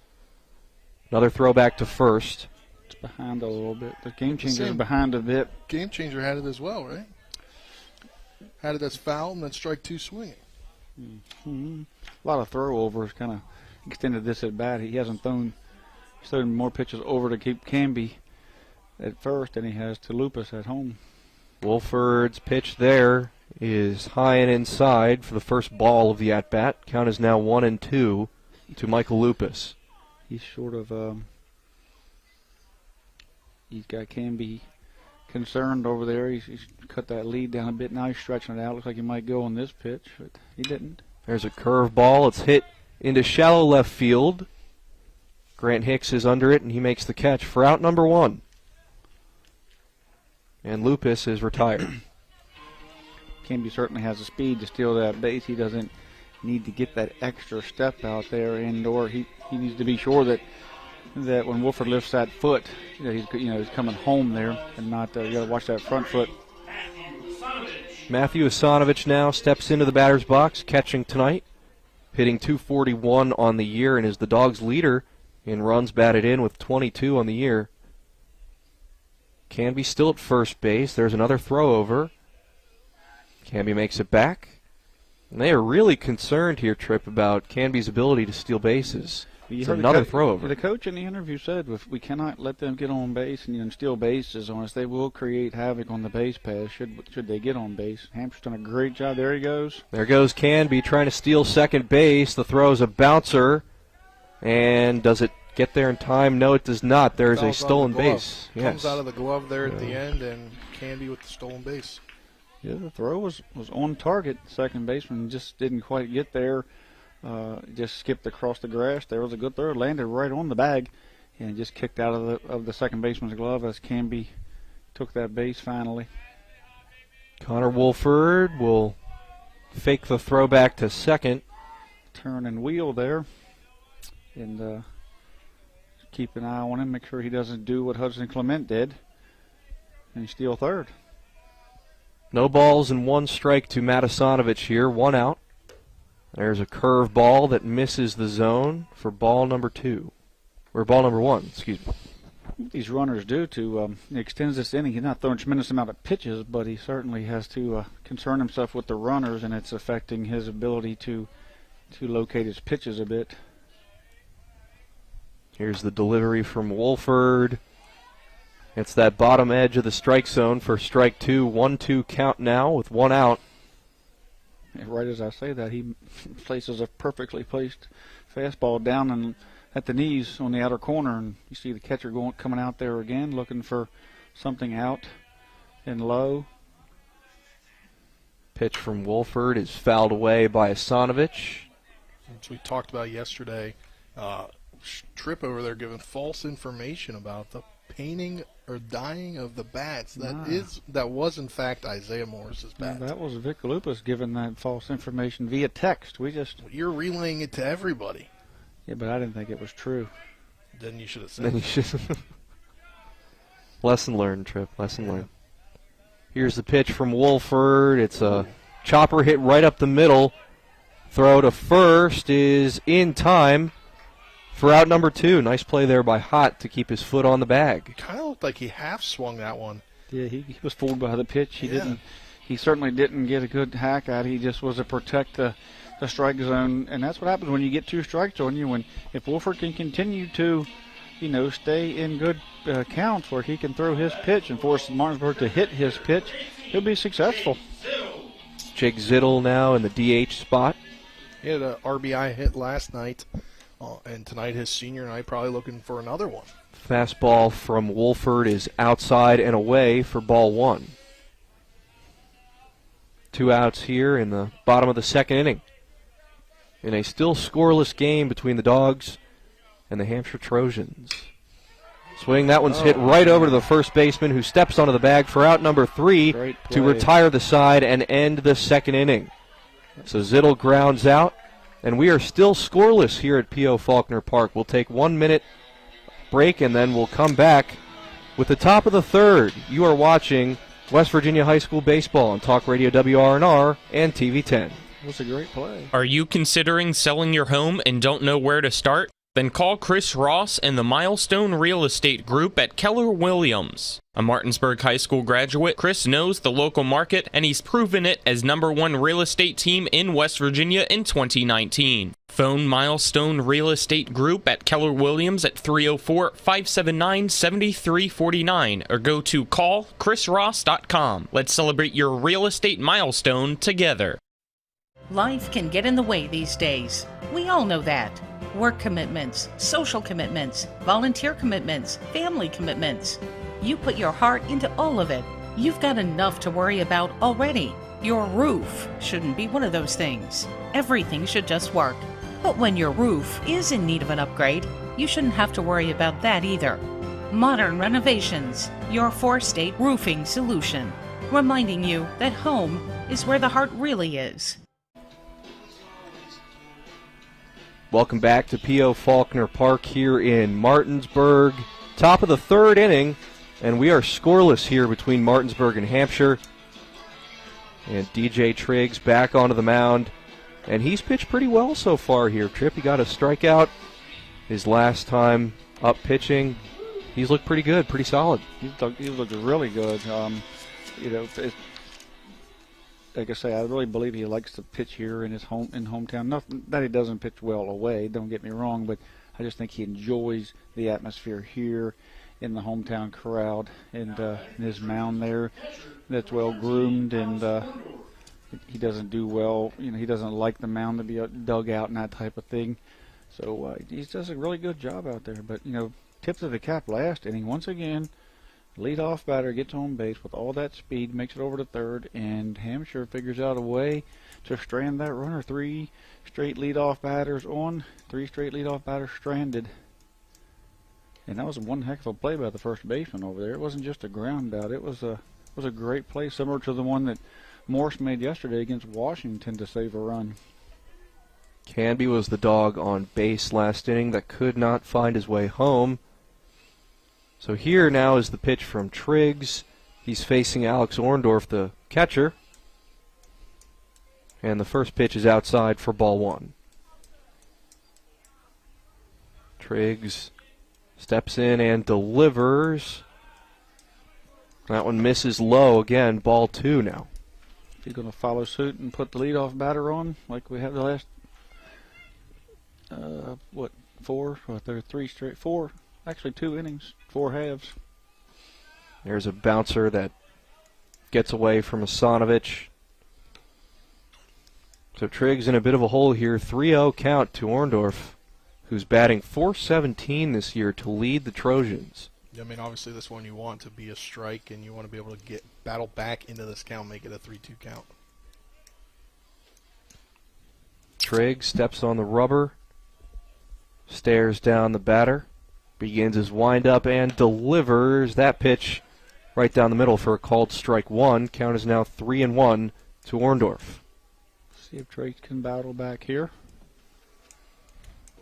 Triggs going quickly here. The pitch from him is swung on and missed, so just like you said, Spencer, count is now 3-2 after the swing and miss. And Triggs is right back into a good position here. That's exactly what he wants to do here, battling.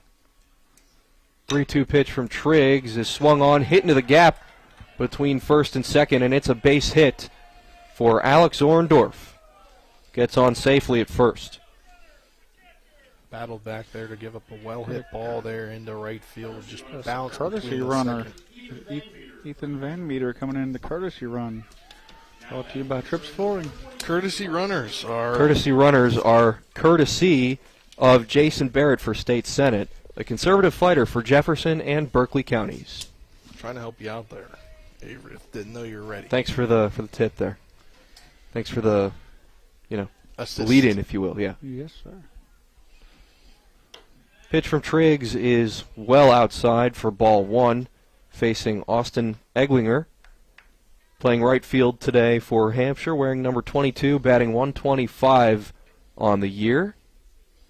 Probably the biggest young man here in the lineup for either team. That was a balk. Yeah, I believe he balked, yep. Yep, and a balk called there against Triggs. So it was just pre-wind-up. He wasn't comfortable as he kind of looked back. And then he stepped with the wrong foot. So the courtesy runner, Ethan Van Meter, will head to second base now. 1-0 count for Triggs. The delivery, and Eglinger showed bunt. Fouls that one back. Bounces off the net. 1-1 count. Yeah, in your living room there, had that camera set up there. Going out. I would say he's the tallest player on both teams at the moment in the lineups. Martinburg's going to bring the corners up here. Here comes Morris to the grass. He continues to walk it up. Throws the bunt. Eglinger shows bunt again, but misses as the pitch misses outside. 2-1 now is the count. Sometimes it's good, like especially it's an 0-0 game, but to kind of get Triggs now has walked and he's had a balk. So if you can get him to field the baseball, see if he can handle that. Now you can see him start to struggle a little bit, throwing to the bat. At this point, 3-1. Hampshire's giving up the out, so you certainly don't want to walk him here and give him that free base when he's trying to give you an out, even though it sacrifices a runner over. At least it's the out that you have to take. Especially in a scoreless game like this, you want to be especially careful. Pitch from Triggs is low, below the knees for ball 4, so Eglinger gets on with a walk. Now a man on first and second for Hampshire. Yeah, no outs here, obviously. Pitching visit. Say that, probably going to come out here, talk about it, and that's what's going on. Pitching visit brought to you by Trips Flooring. Coach Zarnecki out there. Come visit Trip at his new showroom. Is it open yet? No, not yet. When's it going to be open? But I'll take you in there and let you see how pretty it's going to be. Should be open soon. We have VIP access here? Or we get special treatment? Well, sadly, I don't have any place for you to put flooring because I rent an apartment. So, I don't think the complex would like you to come in and do flooring there. Go out there and do the office. Maybe go out and do the station. Brady Stump playing second base, wearing number 6, batting in the 9 hole for Hampshire. Will take some practice hacks and will step into the box. Looks like camera 4 is starting to get some candy stripes on it. Well, that's what Spencer is here for, is our on-site producer. The corner's up again here, showing bunt again. Perfect bunt. He'll lay down the bunt. Asanovich will pick it up and throw to first to get the out. So Stump, with a perfectly executed bunt there, moves the runners over to second and third base. The first out there recorded by the Dogs. So now 2 runners in scoring position for the Trojans here. The leadoff batter up, their best, probably one of their better hitters, if not the best offensive threat here, according to their stats. And he has base runners in scoring position here at second and third with 1 out. So Hampshire set up beautifully here. See what DJ can fight out of it, as he has been around the strike zone this inning. Couple of 3-2, 3-1 walks, and then a perfect bunt here has set Hampshire up with 1 out with base runners in scoring position. Opportunity to take a 2-0 lead here. Should Hott find some green here. There's a called strike there to Alex Hott, who, no pun intended, has been pretty hot at the plate over the last couple of games. If there's anybody you want in this position, it's him.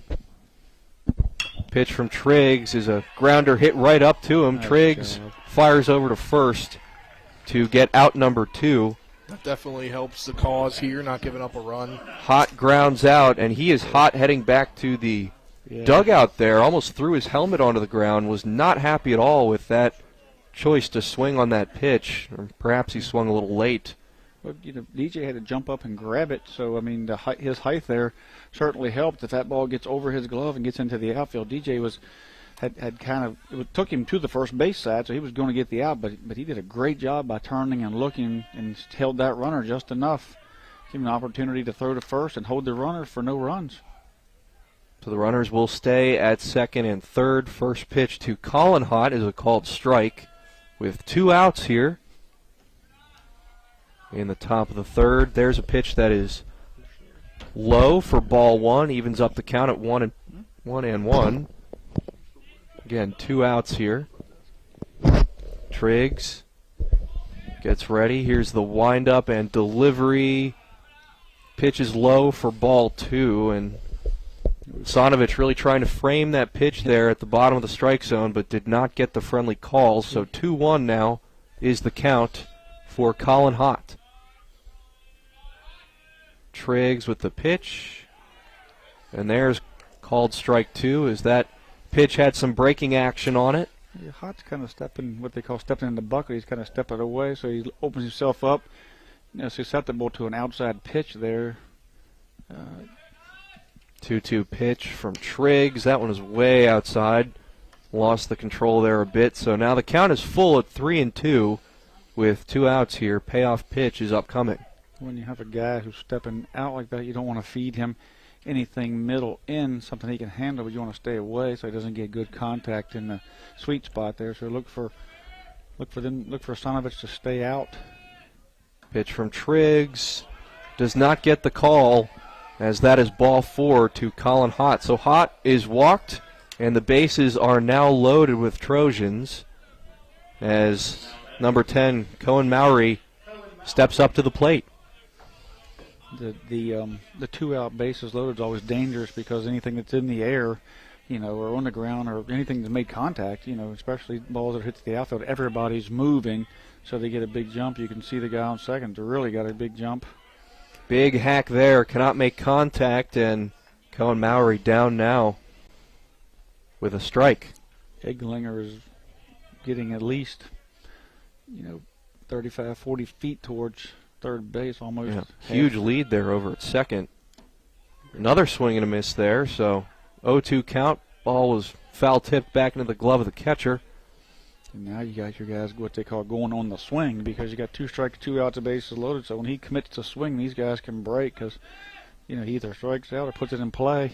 Swing and a miss, and a strikeout for DJ Triggs for strike 3 to end the top half of the inning. The Dogs put 3 runners on, and they're able to escape unscathed. And we'll take a minute break here. You're tuned in to West Virginia High School Baseball on Talk Radio WRNR and TV 10. Ever try to collect on an insurance claim? Perhaps a homeowner's claim, auto accident, or fire. Insurance companies collect money from you for protection should something bad happen. And when it does, they don't want to pay, or they offer too little. At Mansion Ferretti, we have an attorney who worked defending insurance companies and knows all the dirty tricks they play to deny or lowball your claim. Call us today for help in getting what you really deserve. Mansion Ferretti, when you need justice. WVU Medicine is pleased to introduce 6 new providers who've joined our medical staffs at Berkeley Medical Center, Jefferson Medical Center, and University Healthcare Physicians. Dr. Safdar Akbar, Emergency Medicine. Physician's Assistant Misty Hunsader, Interventional Radiology. Nurse Practitioner Elena Diggs, Urgent Care. Physician's Assistant Catherine Lee, Emergency Medicine. Psychiatrist David Marks, Family Medicine, Psychology. And Physician's Assistant Stephanie Mabey, Neurology. WVU Medicine, growing to meet the needs of our community. Welcome back to P.O. Faulkner Park here. A scoreless battle between Martinsburg and Hampshire as we head to the bottom of the third inning.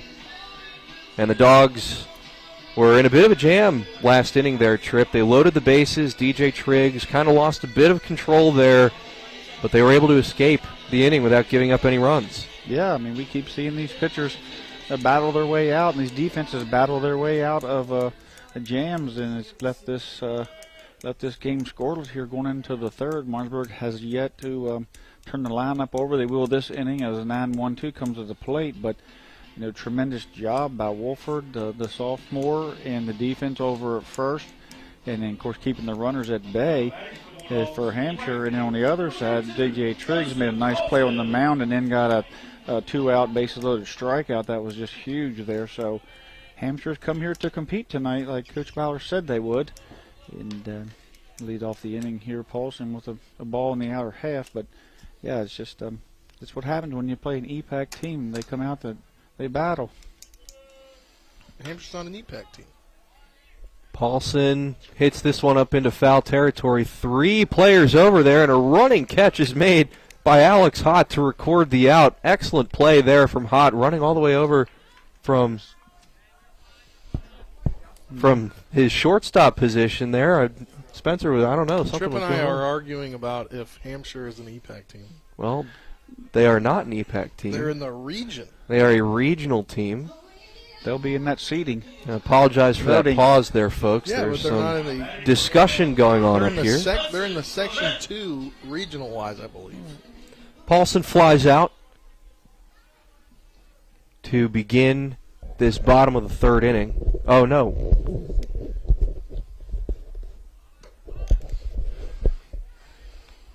Well, I thought that Paulson flew out. He singled. He singled. It blooped oh, in. It dropped. My mistake. The ball dropped. Looked like it was in foul territory, but it dropped in for a single. We're going to have to get Chuck over here on play-by-play. He's the only one paying attention.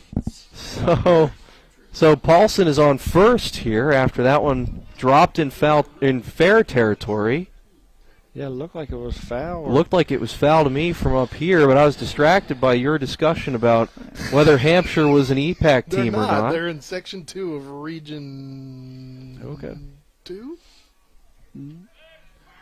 So when the seeding comes out next week, they'll be in that seeding. So Hudson Clement now at the plate for the Dogs after the throw over to first to check Joe Paulson. 1-1 is the count. Wolford looks back at first and begins his windup. Here's the delivery. That pitch is in the top corner of the strike zone. Will they call it a strike? No, it's a ball. It was a little outside. Once again, we see Martinsburg put the leadoff runner on, and with nobody out. Now you have the top of the lineup with the leadoff batter on. Clement fouls that one back off the top of the net behind home plate. Count is even at 2.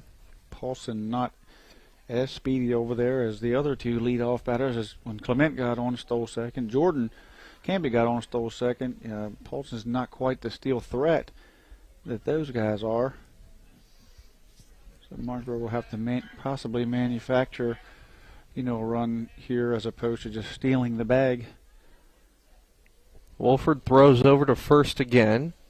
Paulson gets back in time. 2 balls and 2 strikes to Hudson Clement. Connor Wolford begins the windup and throws. Pitch is swung on, hit into foul territory up high, and takes a couple of bounces out of play. So not to confuse anyone at home, but Washington, Jefferson, and Hampshire are in that section 2 of Region 2 in AAA. So this is a regional matchup. Yes. At this point. Here's the pitch from Wolford, swung on again and fouled back again by Clement. So good at bat here for Hudson Clement to continue to stay alive. And when they seed the teams this Tuesday, they will seed them 1 through 7. That will include Hampshire in that seeding. But it will only affect them in their section unless they would win that section over from Jefferson and Washington. Then they would come over and play this section. That hit him. Hudson Clement gets bonked right there. Looked like on the wrist, maybe the hand. I thought it hit the bat, to be honest, but take the base. He leaned into it a bit. You're going to get Coach Vanmeter to come out and say, he can't just stick his arm out. And he's showing it. He stuck his elbow out. And he wants to get an appeal from umpire Buck Huffmaster, who's in the B, and he doesn't have a great view of it. but it appears that they're going to let Hudson stay there on first with a hit by pitch. It was inside, it was up. He didn't make any attempt to get out of the way, which he doesn't have to make that attempt, but he can't attempt to get hit by the ball. So, kind of a gray area there. But either way, we got dogs on second and first with nobody out. And once again, Sifford at the plate here for Martinsburg. First pitch to him is a called strike one. Good time for Sifford to break out of that little mini slump he's in there and find the gap. I believe he got a base hit yesterday in that Washington game. Sitting right around 300 on the season. Second pitch to him is low and away for ball one. Evens up the count now at 1 ball and 1 strike to Landon Sifford. Runners on first and second base for Martinsburg. Sifford does a lot of things for the team. He's a great outfielder. He catches and gives Asanovich the day off. He can actually play the infield and pitch. He's one of the guys that could probably play 8 of the 9 positions on the team.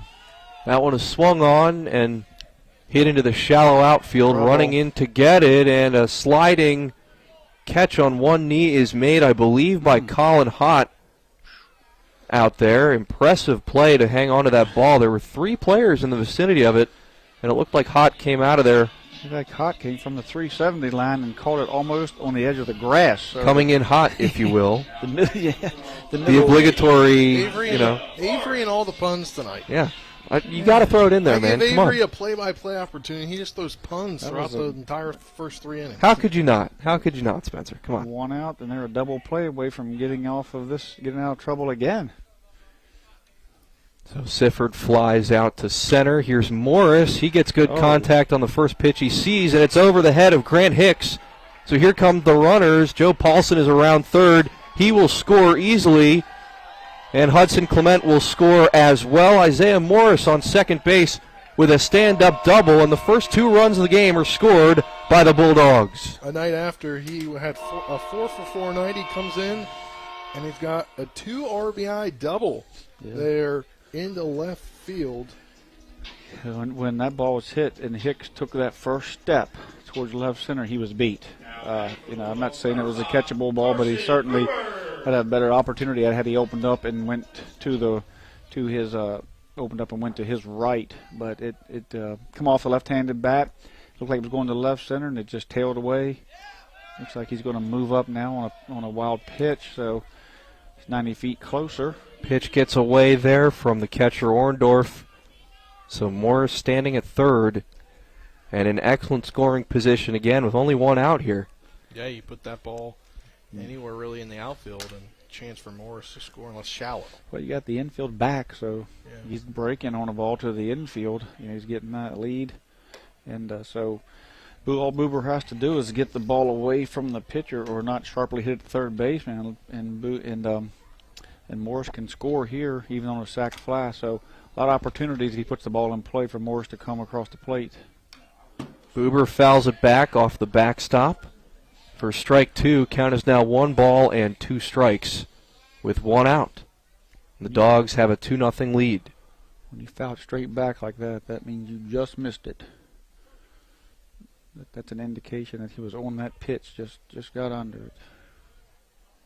Boober swings and makes contact again, but fouls it away behind the press box here at Martinsburg.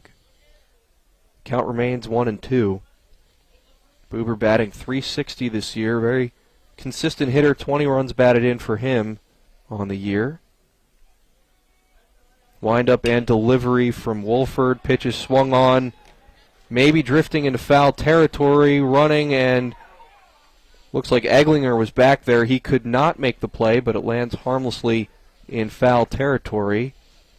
Not the worst thing that could happen to Hampshire, because Morris was easily going to score on that fly ball. And so though they would like to have caught it and got the out, dropping it is not the worst thing that could happen in that situation. No harm, no foul at the moment, unless Boober can find a way to get on. But if they can get Boober out there, that's actually a win for Hampshire.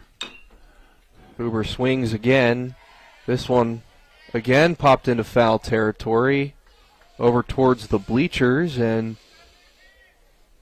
It went right on the little path coming in down here, just over the Hampshire faithful bleachers here on the visitor side. So see Martinsburg lifting the baseball here. Good opportunity, but again, Buber can get the ball down, get to one of these infield positions other than the third base, and everybody's back. You know, he could easily push this run across to get the RBI. Count is 1-2 still to Carson Buber. He's kept this at-bat alive with a number of foul balls. Only one out here. Delivery from Wolford. It's a slow breaking ball that just got a piece of that one. Just barely foul-tipped it. Yeah, he looked back because he's just happy that catcher didn't handle it. He just changed the direction of that pitch just enough to see another pitch. Buber still alive here. Still a 1-2 count. Pitch from Wolford is low. Nice job by the catcher there to block it up and keep Morris at third, because that ball ricochets off of him there. He really ate it up and pushed the ball right back in front of him because it dropped well in front of the plate. Count is now 2-2 strikes. Wolford delivers another swing, and good contact made there by Buber, but it drifts foul again. Landed over into the outside batting cage. Still at 2-2. I believe that is 6 foul balls in this at-bat for Carson Buber, so doing a tremendous job of keeping it alive here. Wolford with the pitch.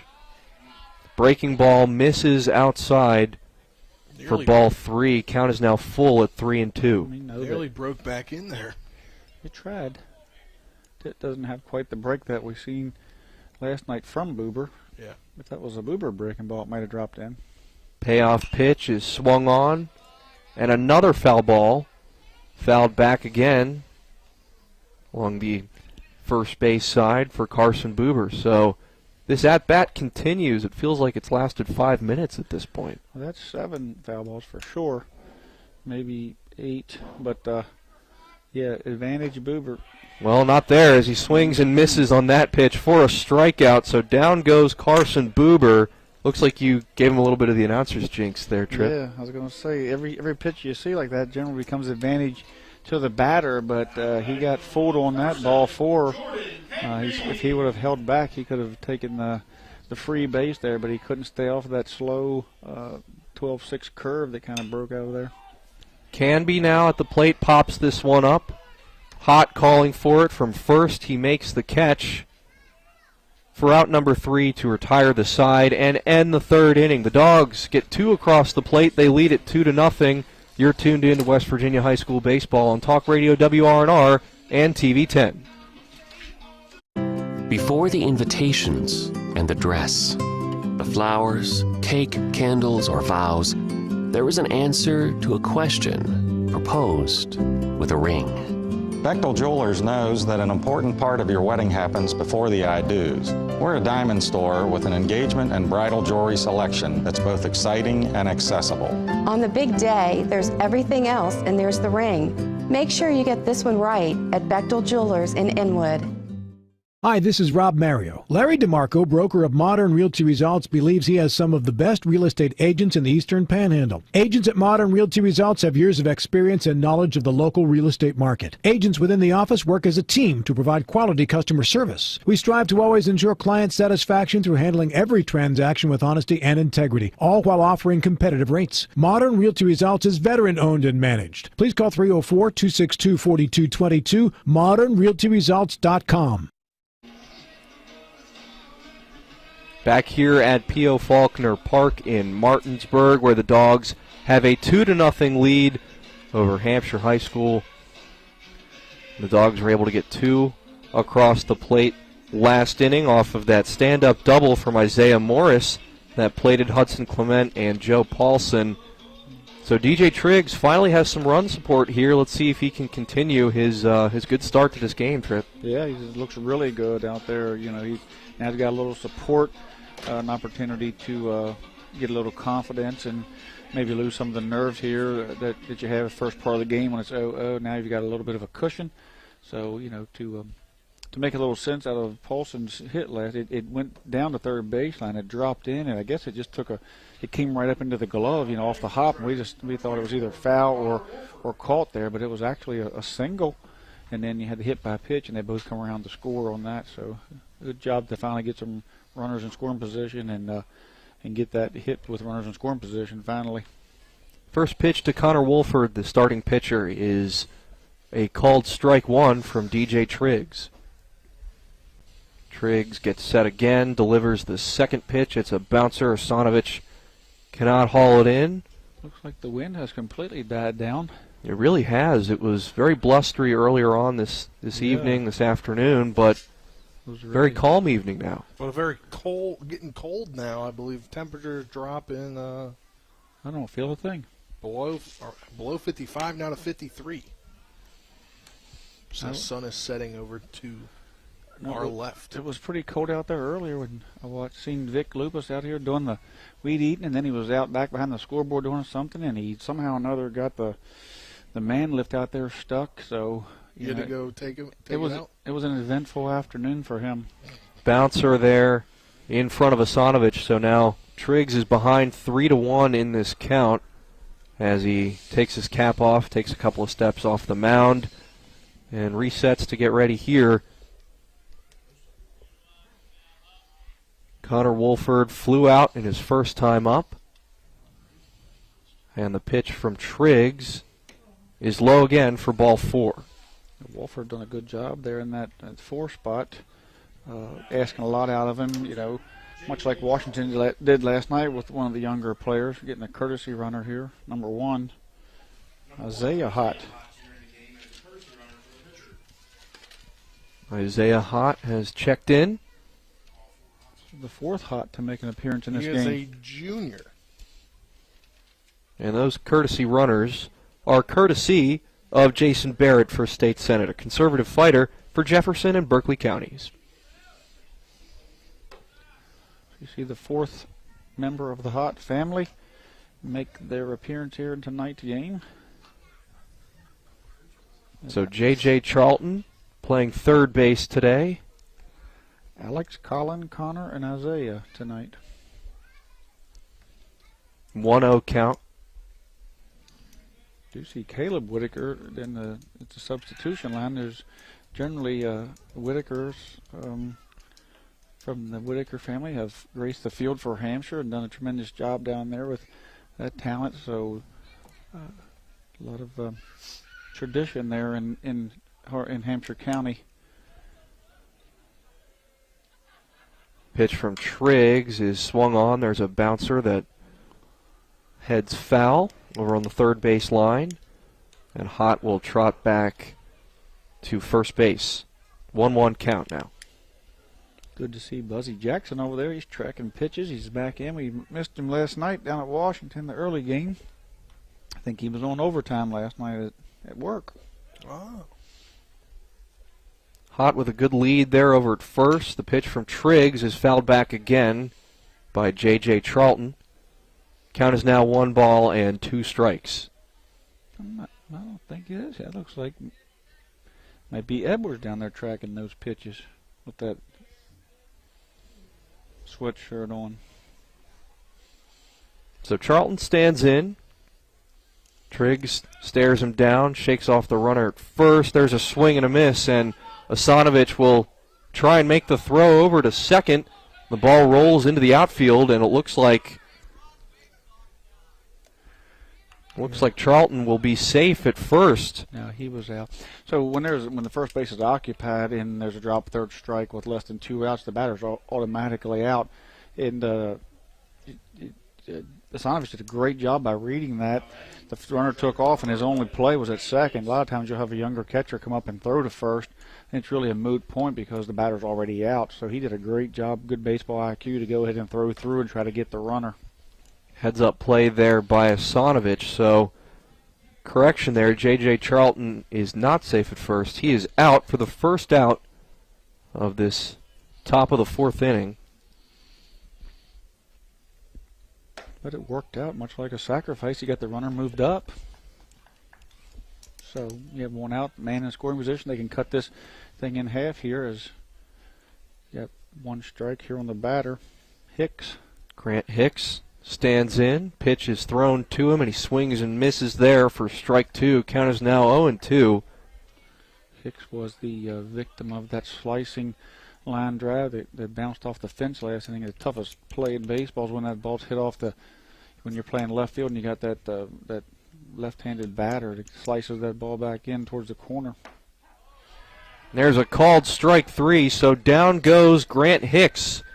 And Hicks is struck out for the second time today.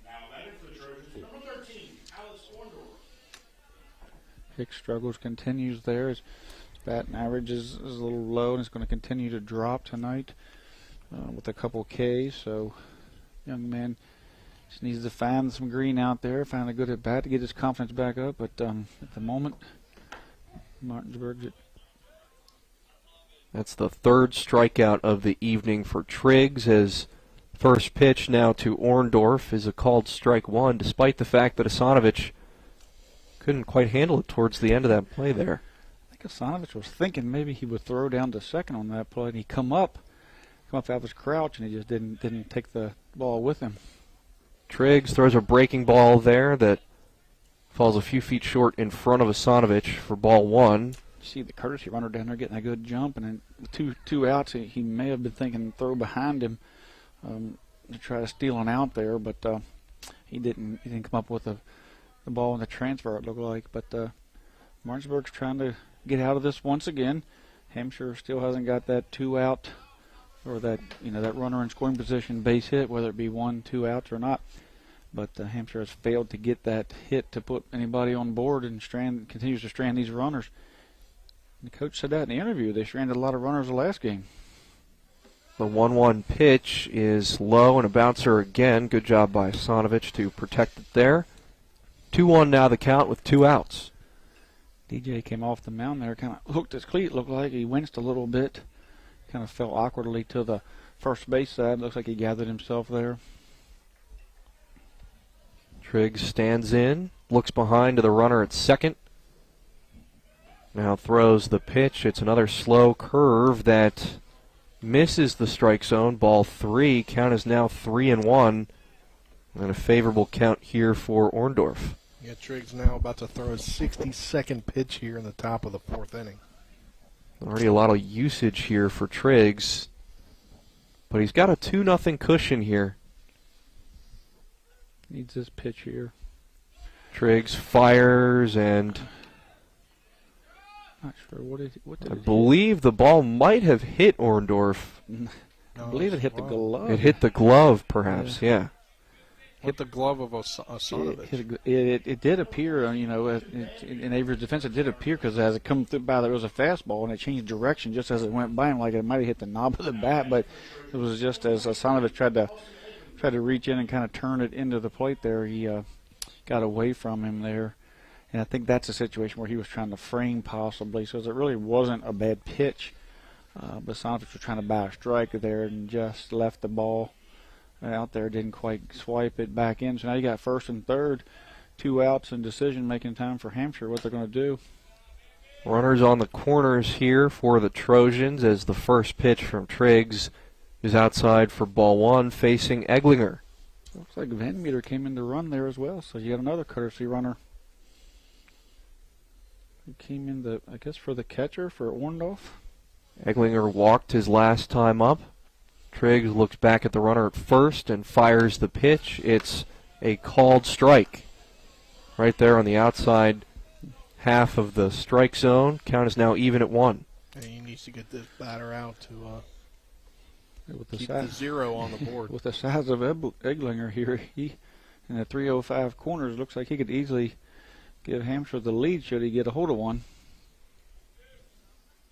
Pitch from Triggs is just outside, so count is now 2 balls and 1 strike. 2 outs here for Austin Eglinger, only batting .125 on the year as he steps out of the batter's box. Getting some signs, possibly 2-1 count here, maybe looking to steal first and third, maybe try to steal a run. Swing and a miss there.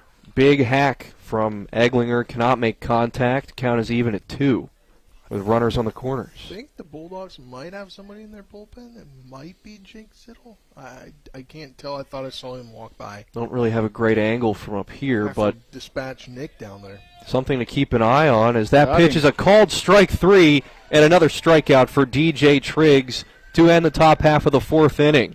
Dogs still have the lead 2-0 here. We'll head to the bottom of the 4th after this 1-minute break. You're tuned into West Virginia High School Baseball on Talk Radio WRNR and TV 10.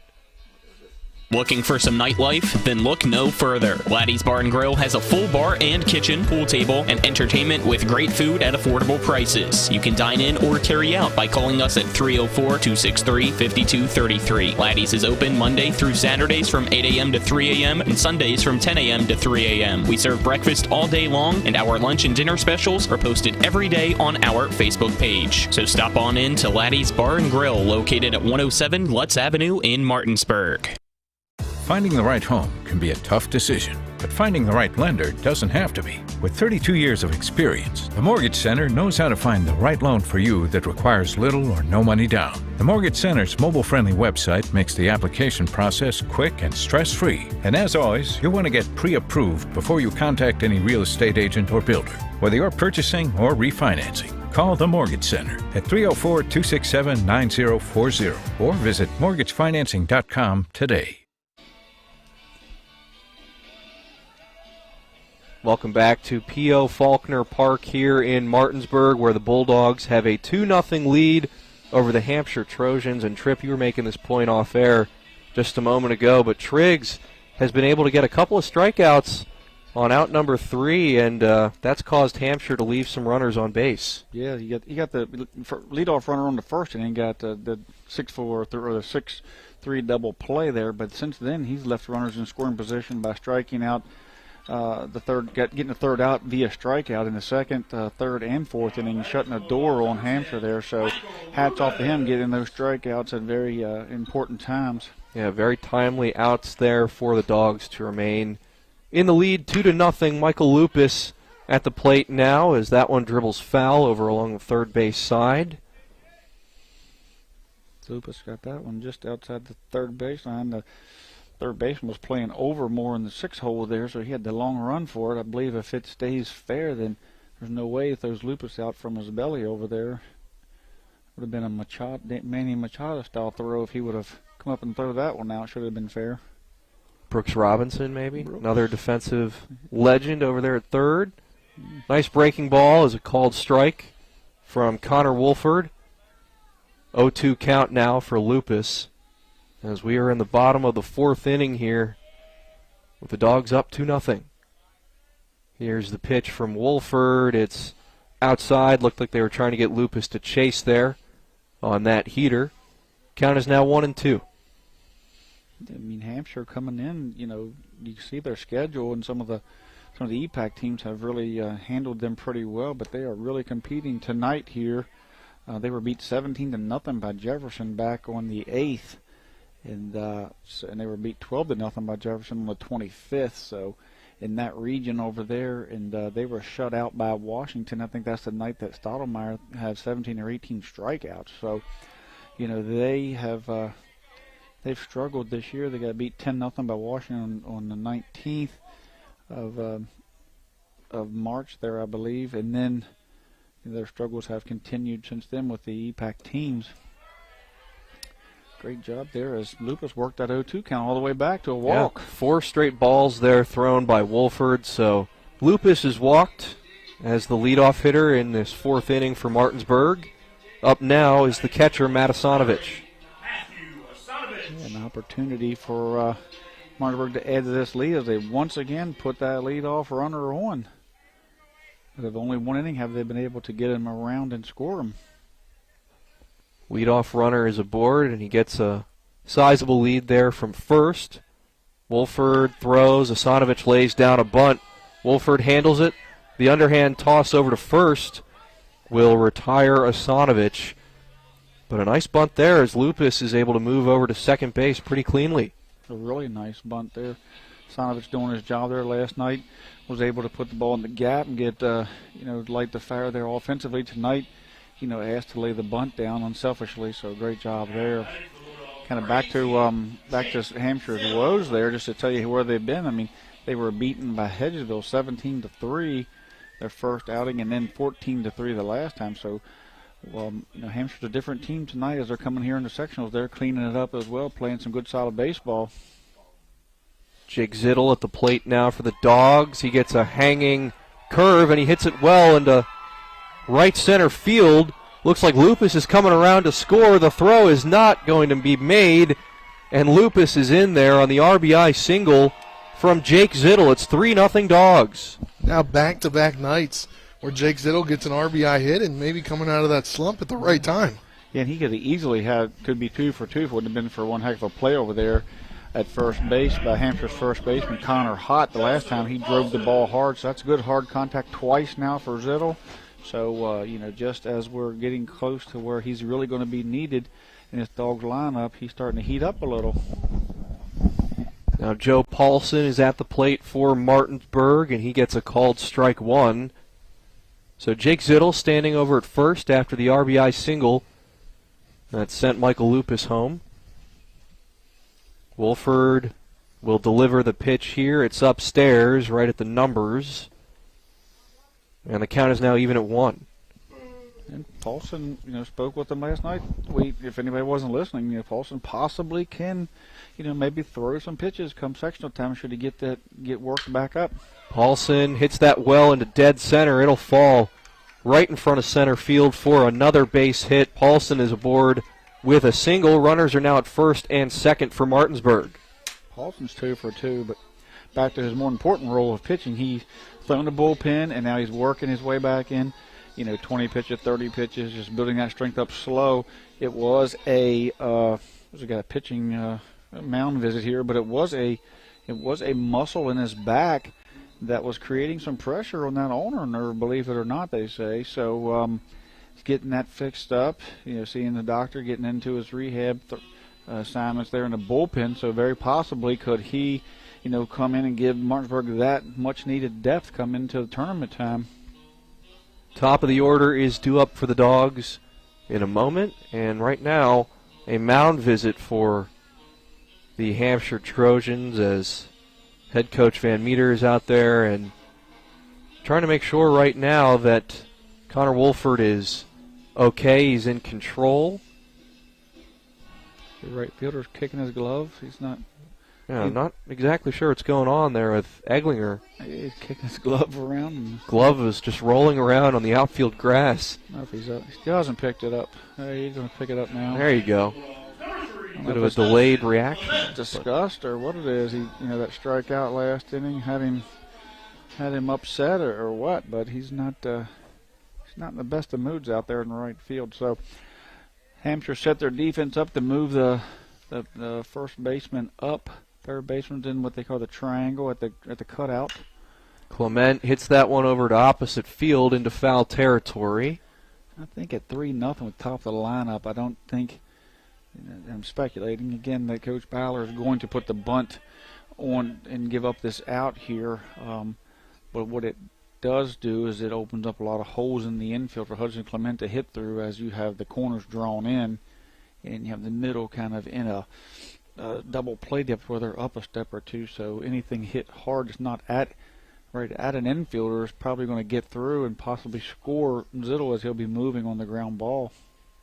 And speaking of Zittel, there's a stoppage here as he had to tie his shoe over at second. Now he's all set, and we're all set to resume action. Kind of looking into the future. Now he's going to have to come around third. Hard. You don't want those shoes. Wants those shoes to be laced up tight. Track. 0-1 count for Clement as pitch is low and away for ball one. Evens up the count here. 1 out. Clement has an opportunity here to drive some runs in.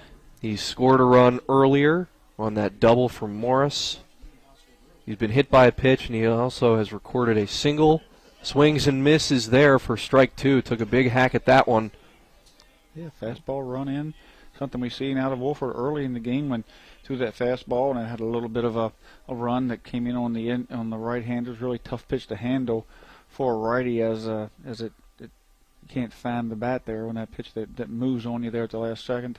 1-2 pitch is well upstairs, and nice jumping play by Orndorff to haul that one in. So there's a ball. Count is now 2-2 to Hudson Clement. Yeah, that would have easily moved each runner up a base. Had it hit the backstop, or the netting, I guess. Especially since Zittle's all laced up. He would have easily made it in there. Wouldn't have fell over his shoelaces. Screaming around. Yeah. He's got a nice, he's one of the Bulldogs that has that real shiny hat. He's got like a new, he's got the gloss finish. Everybody else I see that right now. I'm looking at it. Everybody else see it in the outfield lights really well.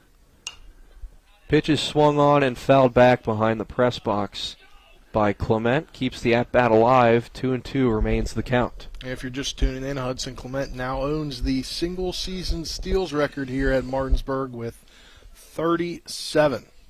And he owns third base. I'm presuming he owns the third base. And he tied the record and broke the record on back-to-back steals. There you go, yes. So, impressive night so far for Hudson Clement. Bet he'd like to drive in a couple runs. Can't do it there as that pitch is low and away for ball 3. Count is full at 3-2. Followed that pitch back. He's seen it all the way. You see when they're tracking the baseball like that, does a nice job of just following it into the glove, letting the umpire know I seen it. I don't think it's a strike. Connor Wolford stands in and throws the pitch. It's too high there for ball 4, so Wolford walks the bases loaded here. Clement standing at first, and Joe Paulson moves to second. Jake Zittle now standing at third. And on deck is one of the hottest hitters in the Bulldog lineup, Isaiah Morris. Yeah, but Sifford up now, and he's looking to drive in a couple runs, get his 19th and 20th RBIs potentially here. Sifford batting .300 on the year, takes that first pitch away and inside for ball 1. He's got the bases loaded here with only one out, so an excellent scoring opportunity here for the Dogs. And that cushion would go a long way for DJ's confidence to continue to give him that run support. Ball is swung on, hit into right field, running over to make the catch. I believe was Stump over there at second base. Yeah, the second baseman. Yes, it was. Brady Stump records the fly out there. So 2 outs now. Bases remain loaded for the Dogs. Sifford is retired. The third fly out of the night. Sifford's been able to make contact, just not enough.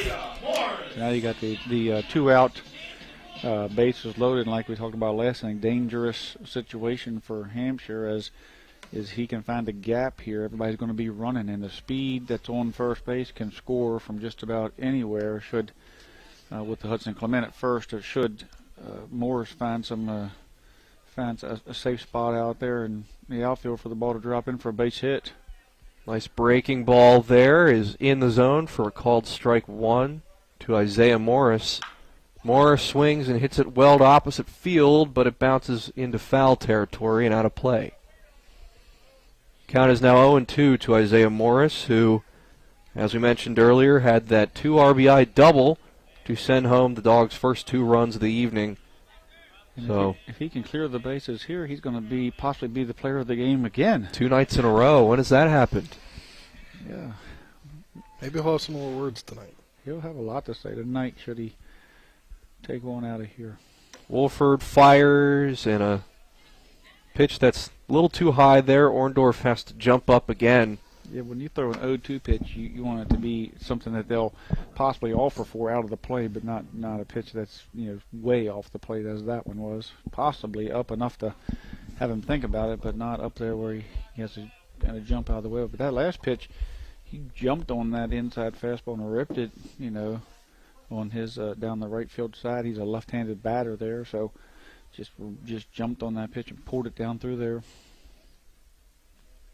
Morris facing a 1-2 count, swings and hits this one right up to the catcher who cannot make the play, throws over to first base, and is the throw in time? Yes. Yes, it is.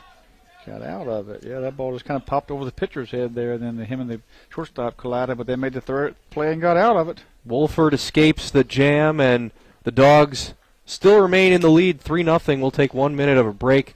You're tuned in to West Virginia High School Baseball on Talk Radio WRNR and TV 10.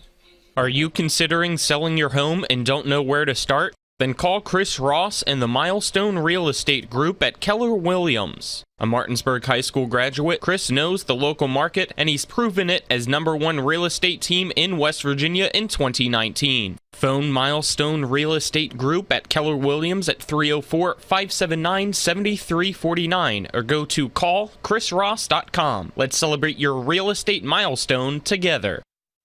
With 4 new car dealerships and 4 used car dealerships in 3 states, Parsons is the largest used car and fastest growing new car dealer in the tri-state area. Take Parsons Ford with huge savings on hundreds of new Fords, financing from 0%, Parsons' goal of financing for all, and Parsons' famous above-market trade-in allowances that help make Parsons #1 for used cars too. See why so many won't buy anywhere but Parsons Ford in Martinsburg. We became #1 by making you #1 first. Parsons. Top of the 5th inning here at P.O. Faulkner Park with the Martinsburg Bulldogs leading 3-0 over the Hampshire Trojans. Martinsburg did everything right there. They got the leadoff guy on. They sacrificed him over, playing for a run here and there to try to build that lead. It's a tight game, not a blowout by any means that possibly some had thought might have happened, considering how Hampshire had been beaten a few times by some like opponents that Martinsburg has played, but playing them tough. But they got the leadoff on, they sacrificed, and they got a couple hits, got the bases loaded, and then you had a infield pop, and then a little bit of a ground out pop out to the pitcher there, so they weren't able to capitalize with their 2-3 guys, and so we're just sitting here with a 3-0 ball game that's very still up in the air for sure.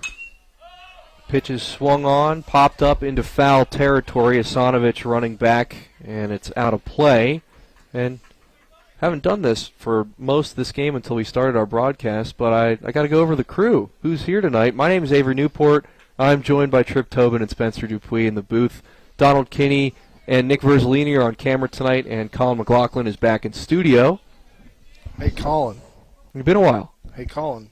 Stop texting us about the draft. We'll talk about it on the show tomorrow. Yeah, we'll talk about that tomorrow. Right now we got a tight ball game here. Yeah. Another foul ball here is Brady Stump playing second base. Is at the plate for Hampshire. 0-2 count. Triggs is getting into his 70th pitch here tonight. I think potentially Zittle could be ready to come in. Triggs fires a bouncer that rolls in front of Asanovich. So first ball of the at-bat here. Zittle would make sense considering he's DHing for DJ, so it could just be a straight swap in the senior night. So, getting a senior an opportunity to come out and throw a bit. Stump grounded out his first time up as Triggs fires the pitch. It's in there for a called strike 3, and down goes Brady Stump on a strikeout for DJ Triggs. And I have to say, it kind of seems like we're talking about Triggs, kind of seems like getting to the end here, but he comes back and gets a strikeout there. That's the 5th KO of the game for Triggs, so.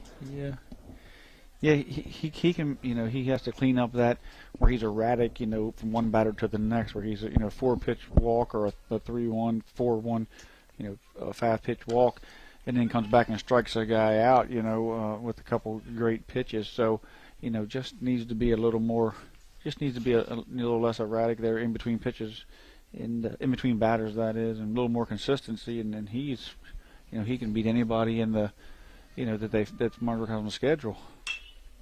Pitch is fouled away by Alex Hott, the leadoff batter here for Hampshire.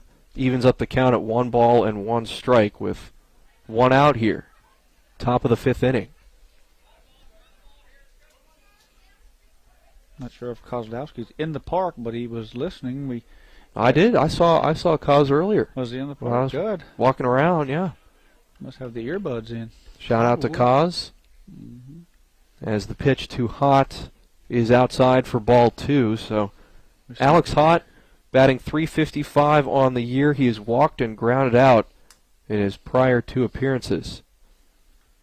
Here's the pitch from DJ Triggs. It is low.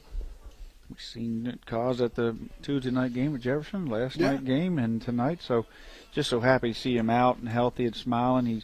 It was such a struggle. And well, he was doing it still while he was going through everything, which commend him for that.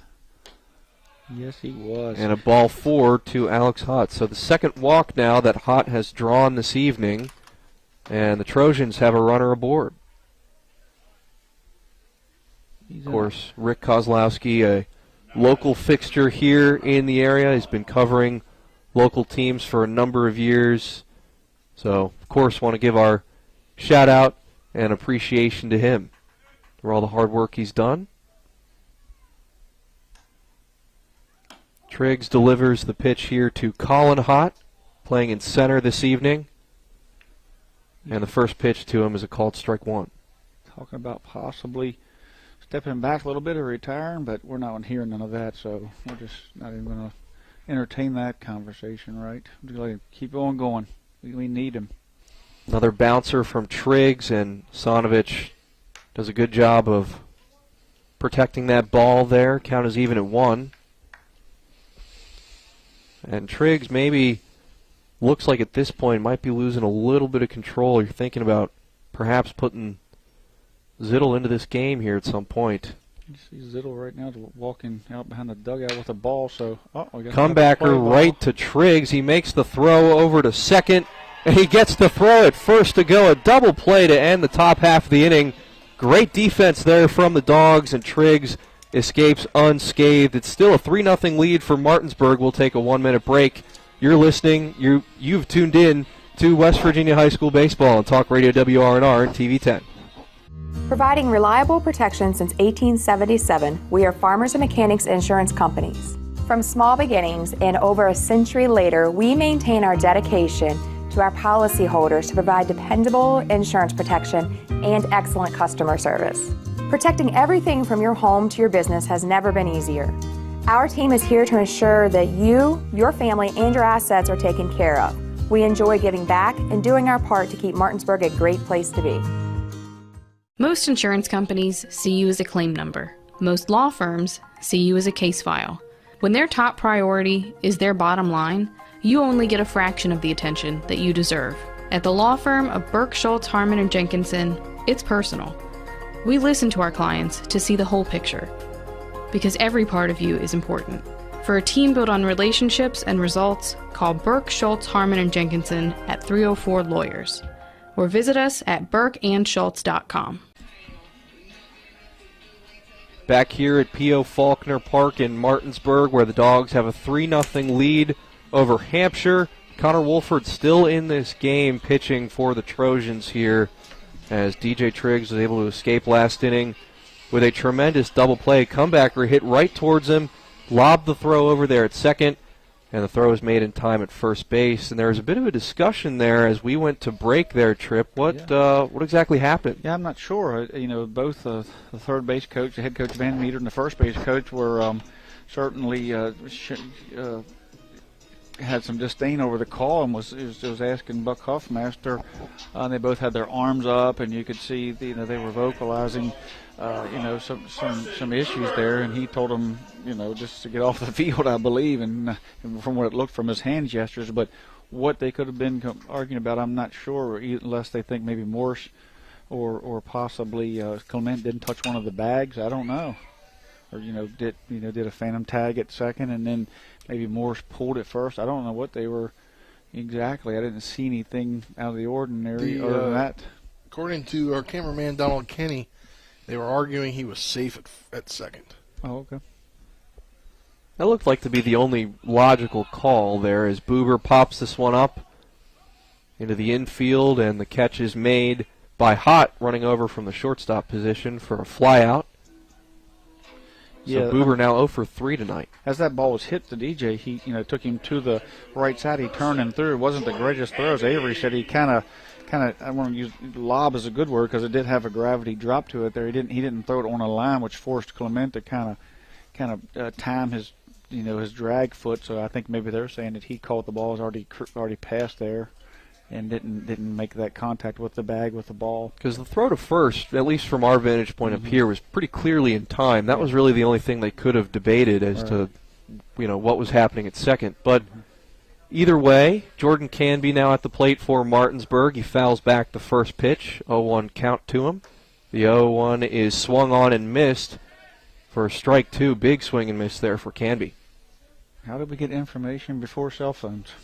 You didn't walkie-talkies, maybe? I don't know. Okay, yeah. Yelling? Very loud, perhaps? Mm-hmm. Sign language. And Canby swings and hits that one foul again. hand motions. Back behind the booth here at P.O. Faulkner. Count remains 0-2 to Canby, who was hit by a pitch earlier today, and he has recorded a stolen base as well. Speedster on the base paths, and swings, makes good contact there into left field. It's well over the head of Hicks. It will fall for a base hit, and Canby is sprinting over to second. He's going to try and go in for third, and he's in there standing up. A stand-up triple for Jordan Canby, and he celebrates as the throw wasn't even made there to try and get him out at third. Threw to the cutoff man, and he kind of just tossed it over to third. Cutoff man looked like he couldn't even handle the throw there from left field. And I think the issue is you rarely see, a triple from a right-handed batter like that go over the left fielder's head, one hop of the fence and become a triple. And generally, you can see triples go down the line, or they go over the left fielder or the right fielder's head, or farther away. But he got a triple out of a one hopper off the left field fence, which is just tells you how fast he can get around the bases, because they weren't expecting that. Michael Lupus at the plate, and the first pitch to him grazed by his head there was a ball high and inside. So 1-0 count here to Michael Lupus, who has walked. He's scored a run tonight as well. And the second pitch to him is also outside, a bit farther away from him this time. Count is now 2-0. Got a pitcher, and I don't know if it's a change or if they're going to come out and talk to Wolford. He's at 90 pitches.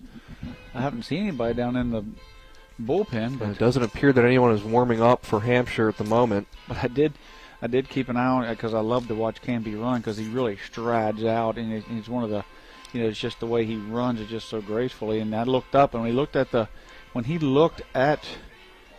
Coach Bowler coming second, pick up the coach, he never broke stride. He's having a really good time out there on third base. Yeah. Third base was on his mind the whole way, I'm sure. He's an enjoyable young man to be around and in the dugout, and always smiling. And great personality, I've heard. Helps with the morale. He's with the the Christian Athlete FCA that Matt Miller has taken over in this area, and he's a big contributor there, and just a great young man all around. He has fun. He enjoys playing. That's it's that's important. Be fun. If the game's not fun, you probably shouldn't play it. Infield's drawn in now with the 3-0 deficit for Hampshire and 1 out, and they're going to. Wolford throws over to third. Canby gets back in time, so they've been well aware of Canby's speed on the bases all night. You can say that there's a guy who can pitch or who can throw, but you can really tell they're going to be a pitcher or can pitch when there's runners on base. That's when you see their ability to pitch. And Wolford's going to have a good career, I believe, just a sophomore.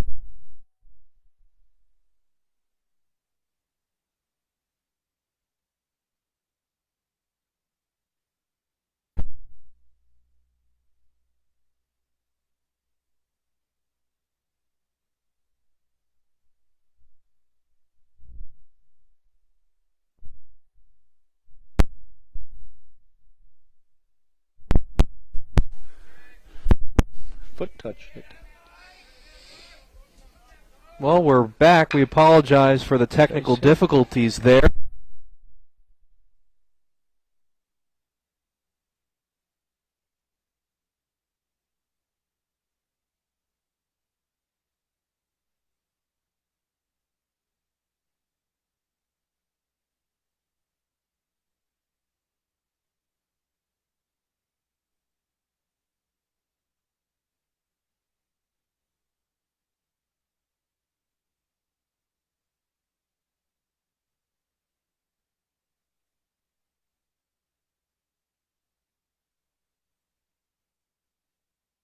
A reputation for caring, a legacy of service, At Brown Funeral Homes and Cremations, it's been our story since 1880.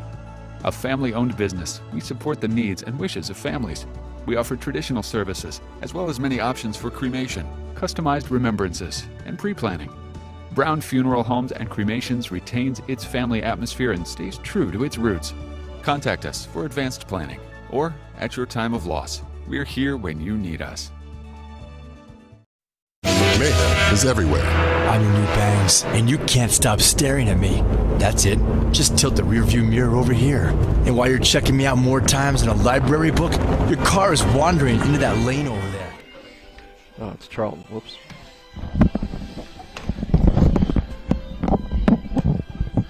Welcome back here to P.O. Faulkner Park. We apologize for the technical difficulties there, folks. We had some issues with our amplifier, but we were able to get it all fixed, hopefully. And it looks like we are back. Yes, we are back. We are back in action. A pitching change. Those are brought to you by the Heffley Motor Company, located at 993 Hedgesville Road in Martinsburg. You're local, we're local, so why not buy local? I ride with them, so you should too. Looks like during the when we had that difficulty, Lubas scored Canby from third base on a ground ball. I believe it was a double that got down the left field line inside the bag there. So getting a lot of production out of Martinsburg here. They're starting to hit the baseball. 12 hits last night. Looks like 7 hits tonight, and they still have a few plenty of outs at bats to give here tonight. So, you can get 8-10 hits a night. You can really do some damage, and you can really rack up the wins if you can do that. We've seen here in the EPAC where we've seen a lot of close games, 2 hits, 3 hits, and teams being no hit, but Martinsburg is getting production up and down the lineup when we look at it too. 2 hits from Paulson at the bottom. Zittel, Matt in the 8th hole has a hit. Lupus now with a double, Canby with a triple here. So not just coming from the top of the lineup as it did last night. Tonight we're seeing it spread out throughout the whole lineup, and that's good to see as well. Spreading the wealth there as we were away dealing with our technical issues. Michael Lupus hit a double down the third base line that sent home Jordan Canby. So the score is now Martinsburg 4, Hampshire nothing. With 1 out here. Looks like Wolford's day ended at 94 pitches and 3 strikeouts, 2 walks. So Wolford has been pulled from this game, and the new pitcher for the Trojans is number 2, J.J. Charlton, who's on the mound. And the first pitch that he throws is a ball. Wolford went to third. He didn't come out of the game. He went to third. And Charlton was at third, so it was just a straight switch between those two. Hits it on the ground, does Asanovich. The throw over to first is high, but stepping on the bag and recording the out is Connor Hott. Asanovich earlier in the year with a very similar play out there at Hedgesville. Throw was high and up the line. A big collision. This time he was able to avoid that collision, but I thought when that ball left Wolford's hands, it was going down the right field line. So great job there once again by the first baseman there to flash some defense. So nice defensive play there by the Trojans to record the out. 2 outs now in the bottom of the 5th inning with Jake Zittel at the plate for Martinsburg. And the first pitch to Zittel hits that bottom corner of the strike zone for strike 1. Zittel could have his first multi-hit game. I'm not sure if he's had one this year, but certainly he's had some struggles, and he's starting to come out of that a little bit. And sometimes it sort of takes. This when you play day after day, and suddenly you find yourself in a bit of a slump, it starts to play on you mentally, and it's just taxing, and it's very stressful, and the kids start to press. But maybe he can relax, get a couple hits here tonight, and be ready to play in the sectionals and have that bat hot. He was one of the hottest bats last year in sectional for Martinsburg. Charlton's pitch is low and away for ball 2. Count is now 2 balls, 1 strike to Jake Zittel, who had the RBI single his last time up. Zittel hits a comebacker right at Charlton. The throw is in time. Hott makes the play at first, and down goes Jake Zittel to retire the side and end the 5th inning. The Dogs plate one more run. They lead it 4-0. And we'll take a 1-minute break. You're tuned in to West Virginia High School Baseball on Talk Radio WRNR and TV 10. Hagerstown Ford continues to be your leader in car sales up and down the I-81 corridor. We will beat any and all competitors' prices, and we've made buying a new car easier than ever with one-day delivery better than Amazon and a return policy better than Walmart. Your satisfaction is our guarantee. If you don't like it, simply return it and we'll come pick it up. No questions asked. Why would you shop anywhere else? At Hagerstown Ford, we take great pride in our community and supporting our local student athletes. That's why Hagerstown Ford is the official car dealership of Shepherd Rams quarterback Tyson Bagent. Our remote buying process has made new car shopping so easy, you'll never even set foot in a dealership. Simply go to HagerstownFord.com and click on the car you want to buy it, or use the Axle Auto app. It's that easy. You can order your new car on any device. Go to HagerstownFord.com and get your new car signed, sealed, and delivered from Hagerstown Ford. We're back at P.O. Faulkner Park for the top of the 6th inning here between Martinsburg and Hampshire, with the Dogs leading the Trojans 4-0. And DJ Triggs, surprisingly enough, is still in this ball game. Trip. Jake Zittel was warming in the Dogs' pen for a while, but Triggs is still out there throwing warm-ups. Yeah, Triggs looks good. I mean, he's got pitches to throw here. He's only at 80, so he's got 30 pitches, to get to his max before he would have to go out. So, if he can throw an efficient inning here, you could possibly see him into the 7th. Cohen Mowry will lead things off here in the 6th for Hampshire, followed by Wolford and Charlton. Yeah, and a nice cushion now for the Dogs. 4-0 lead here in the 6th inning. After that double from Michael Lupus that sent home Jordan Canby, gave DJ Triggs a little bit more run support here. Triggs fires the first pitch, and it's a called strike 1 right over the heart of the plate. Triggs at 81 pitches now, but he's been a beneficiary of a couple double plays tonight, and that's always good to see for your defense to be able to compete like that and take those opportunities for double plays and convert them. Mowry grounded out into a double play his first time up and struck out swinging his next time, as there's a bouncer in front of Asanovich who hauls it in. Count is now 2 balls and 1 strike to Mowry,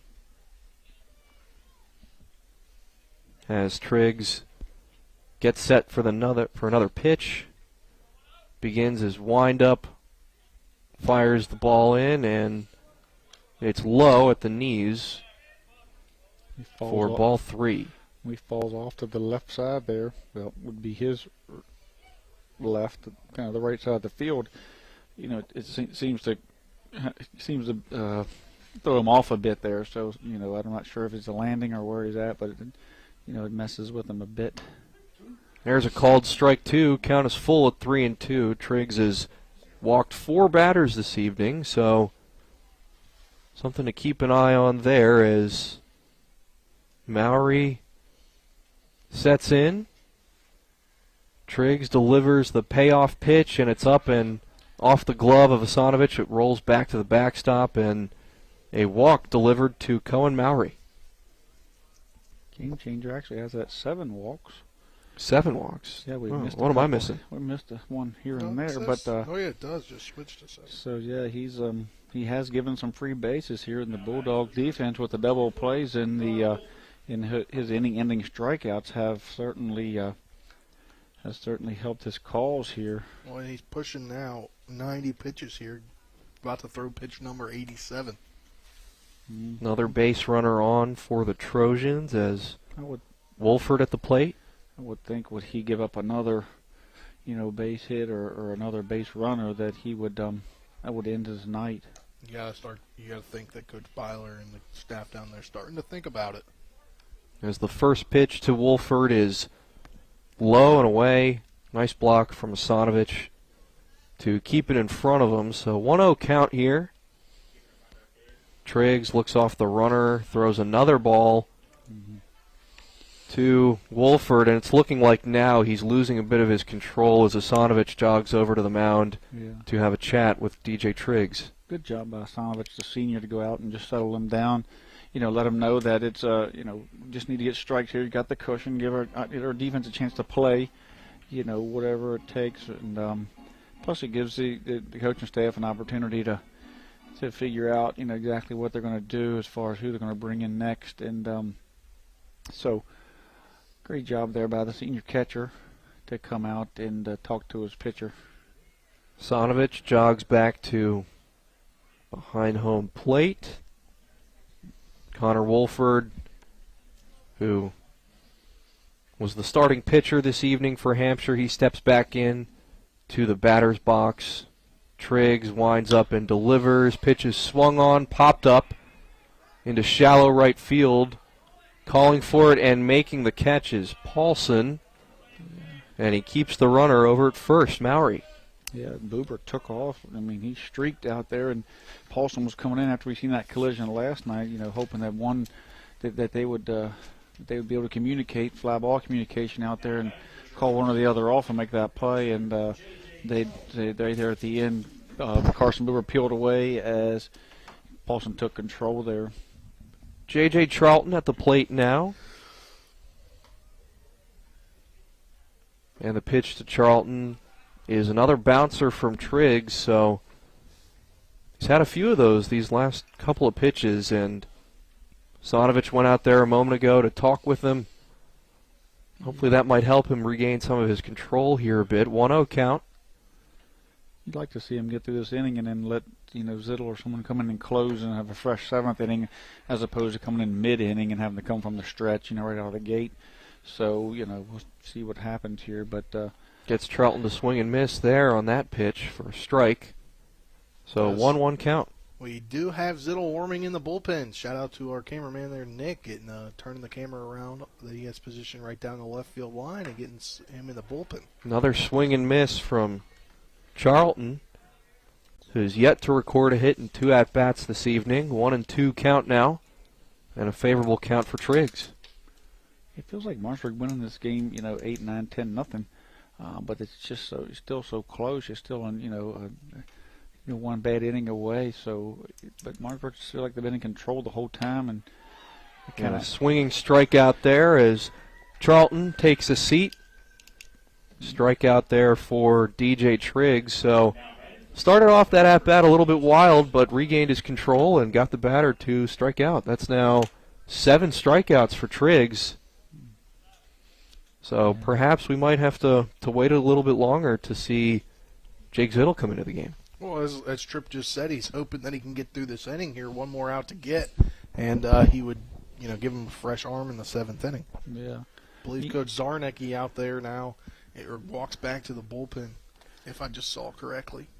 Yeah, you'd like to see DJ, as a pitcher, you don't want to be pulled, unless it be, pitch count or something to that effect, but you don't want to be pulled, because of your performances. But these young men don't like that. But he's getting up there and pitches, and I don't think we'll see him next inning, and hopefully he can get out of this inning, and he can he can walk off and be removed in that case. Pinch hitter here now in the game for the Trojans. It's number 3, Case Parsons, who is at the plate now. Parsons fouls that one back off of the wall behind home plate, or behind the net, excuse me. 0-2 count now with 2 outs here in the top of the 6th.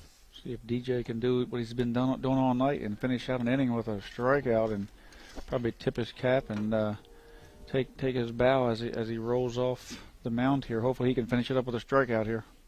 The pitch from Triggs is swung on, hit into the opposite field, and that will fall for a base hit. So Parsons gets on with a single. Mowry heading over to third, and the throw is not in time, so runners are now on the corners for the Trojans, and that might just be it for DJ Triggs. We'll have to wait and see here. Doesn't look like it. There's Paulson. Stays in. Paulson out there in the right field threw that ball from the right field corner all the way to third base. So that tells you that his arm is getting better. Getting a lot better there. Maybe we'll see him. Could see a return for him on the pitcher's mound. Sooner rather than later. It was talking to him, talking to his dad. He said a lot of times it was like in his finish. It wasn't really his long toss, but it was kind of when he was finishing pitches coming down and he was stretching that back. That's when he was getting that pain. So, the pitching's a lot different than throwing from out there as you drive the ball down. So that was more of a long toss kind of throw that he hasn't had problems with. There's a pop-up hit right over and a back-pedaling catch made there to record the third and final out. That was Sifford, I believe, or Buber, in fact. It was Carson Buber off 1 foot making the catch, backpedaling to retire the side. The Dogs lead this game 4-0, and we'll take a break. You are tuned in to West Virginia High School Baseball on Talk Radio WRNR and TV 10. Remember when you were a little kid and saw your first deer? Oh, how cute. As an adult, maybe you've had a different experience. Where'd that come from? Bambi mess up your dream machine? Call Cody's Auto Body today at 304-901-4777 and get the work done right the first time. Cody's Auto Body, 851 Wilson Street in Martinsburg, has a team of auto body professionals with a lifetime of experience putting your ride back together again, regardless of how it got that way. Cody's Auto Body. This is Matt Miller, Area Director for Eastern Panhandle Fellowship of Christian Athletes. I'm excited to tell you registration is going on now for our multi-sport power camp coming to Spring Mills High School in the DuPont Soccer Complex June 7th, 8th, and 9th. Open to kids ages 9 to 12 or going into 3rd through 6th grade. We'll have football, basketball, soccer, and lacrosse for boys and basketball, soccer, and volleyball for girls. Cost is $60 through April or $75 in May. Teen and adult volunteers are also needed. Learn more and sign up at epwvfca.org. Faulkner Park here in Martinsburg, where the Dogs have a 4-0 lead over Hampshire,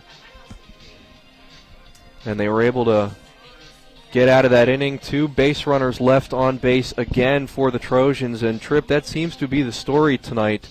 Trojans have had a ton of scoring opportunities, but they just leave too many runners on base. I think it's also just the ability for Martinsburg defensively and pitching-wise for them to get back control and finish out the inning strong. And it's senior night. Maybe they're jazzed up, they're fired up, they want to win. Well, I was going to transition here. It's senior night.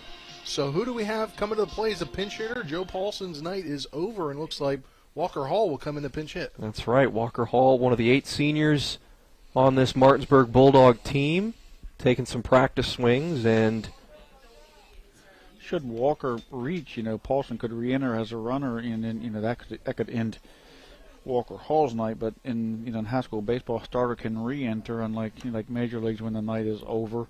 He can, Paulson can re-enter, but only in that spot. So possibly. Said Musselman had an update. They were defeated by 8-4. Yes, they lost to Stonebridge out of Virginia. Big 5A power out there in Ashburn, Virginia. I'm familiar with them growing up watching them. My old neighbor actually used to be their coach. Yeah, they're a great squad out there. So I used to go to their games a good bunch when I was a kid. A good quality team to go out and play and test yourself against. Musselman come up a little short there, but nothing to be ashamed of against a great team in Stonebridge, I believe. J.J. Charlton still on the mound for Hampshire here, and the first pitch to Walker Hall is low and away for ball 1, 1-0 count. We just got an update. Well, from Nick down there, who let's can hear see it. The bullpen. Yeah. He said Paulson is throwing 2. Paulson's out for the ninth, and he's going to throw a bullpen just to continue lengthening that. So it's more of a rehab bullpen. I don't doubt you'd see him throw tonight. 2-0 count now, and the third pitch of the at-bat is upstairs again, so unless something tightened up on that throw, but I would think that it's probably more of a rehab bullpen, maybe get 20 or 30 pitches in.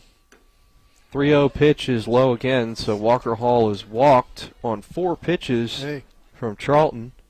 Another punt. That was not intentional. Believe it or not. I did that. That was not an intentional pun. I did that despite what some people may believe. So Hall was aboard. Top of the order. Standing on first, and the top of the order is back up for the Dogs. Hudson Clement steps in. Martinsburg would love to get that 5th run across. It's generally a magic number you like, so you can never get beat by one swing or one mistake should the bases get loaded in the top of the 7th, or at least you wouldn't get tied. So you're looking for that 5th run here anyway at all. First pitch to Hudson Clement is a ball, with Walker Hall standing on first. That's a well-hit ball out to left center. And standing under it, making the catch is Colin Hott for the first out. So Clement is retired. Hall still stands on first, and it looks like now we have another pinch hitter here. It's number 27, Caleb Edwards, for the Bulldogs, and I think this is a senior night. It's a senior night special. Yeah, that's right. I don't. Looks like Coach Byler is trying to get his seniors into the game, get them some at-bats, some playing time.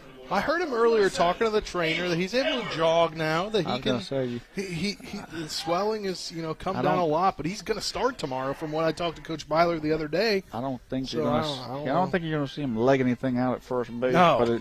But he'll probably be replaced by Sifford on the base pass should he his way on safely here. But what happens if he doesn't reach? And then Sifford can re-enter. Did he just get hit? No. No, ball got away there. That would be the worst thing that could happen. But yeah, I would expect that this is a pinch hit, and then Sifford would come back in and play. Well, then that would give Coach Byler having all of his seniors come to the ball game tonight, I believe. Yeah, it's typical of a senior night. Yep, all 8 of them. Edwards at the plate, takes a hack at that one and misses for strike one. Count is now even, 1 ball and 1 strike with 1 out. With the big EPAC game tomorrow, I would think that the staff would tell him to just trot down to first base should he get a single or ground out or something. Pitch is low and outside again from Charlton, so 2-1 the count. That could easily play into Hampshire's favor as they have a double play opportunity here with 2 runners that aren't particularly speedsters like we've seen from most of Martinsburg's lineup. Here's an opportunity for Hampshire to get out of it with a double play. Swing and a grounder, and they're going to ball. say it's a fair ball as he is just jogging down the first base. The left fielder was slow to get to it. The ball did roll foul, but it was fair most of the way past the third base bag easily into the outfield. So Caleb Edwards is aboard with a single now. Walker Hall moves to second base. 2 dogs are on base here. And we are a courtesy runner, and happy senior night Caleb Edwards getting in there a day earlier than he thought.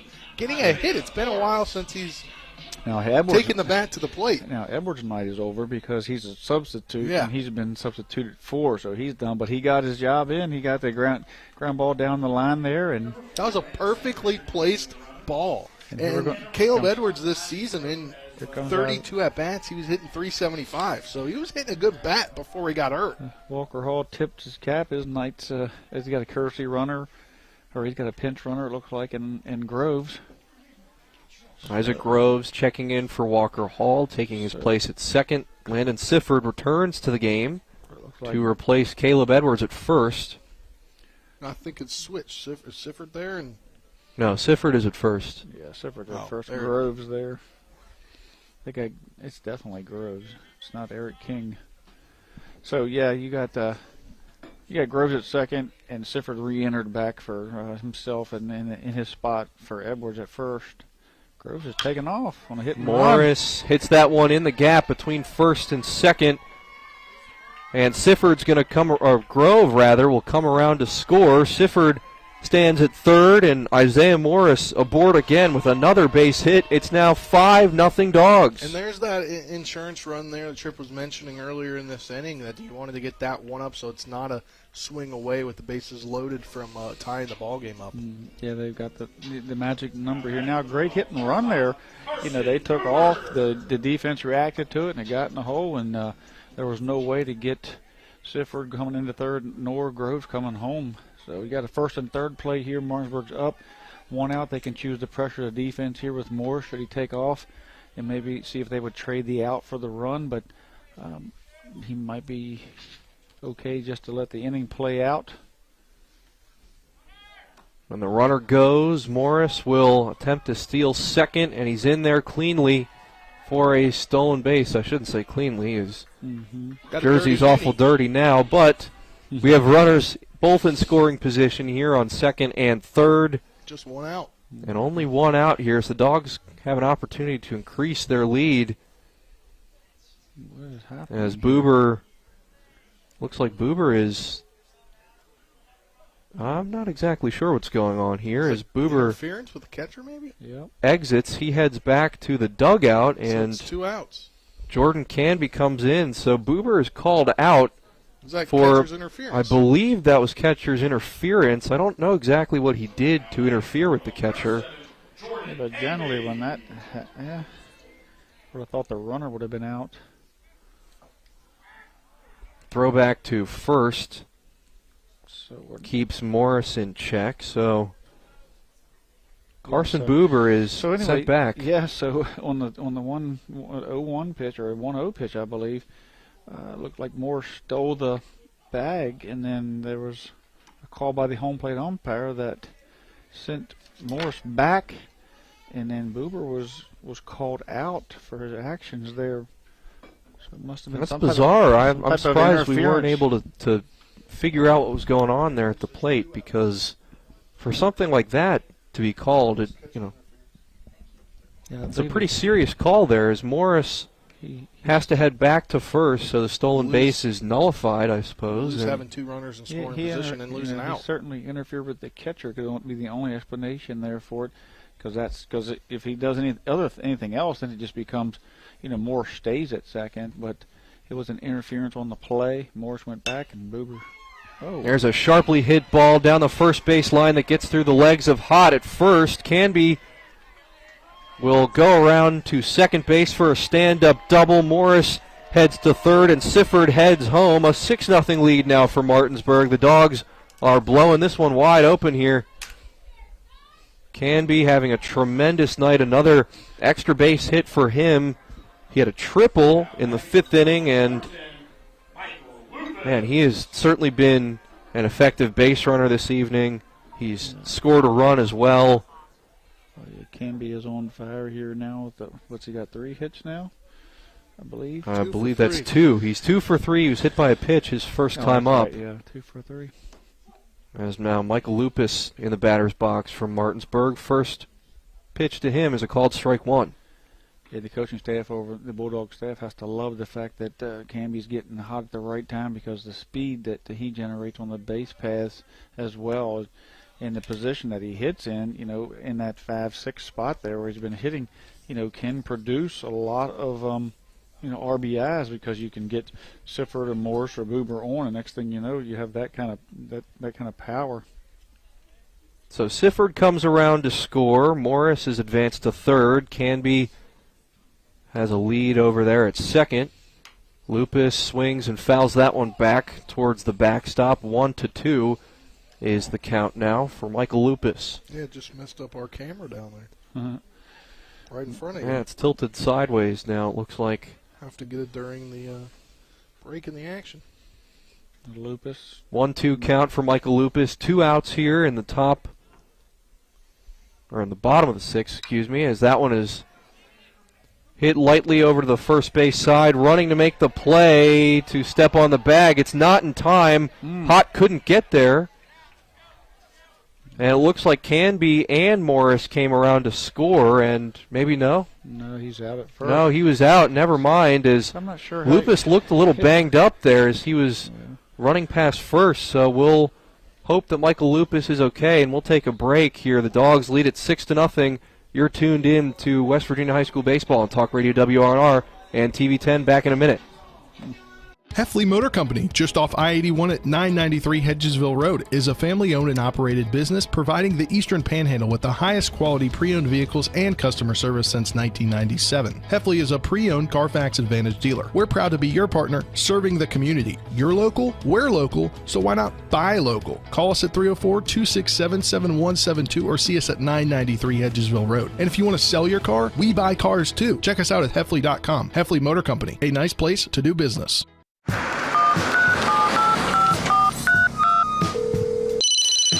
Hello? We're here again 3 times in the past 2 days. You're where? Bechtel Jewelers. Look. Can Mom hear you? No, she's in a diamond coma.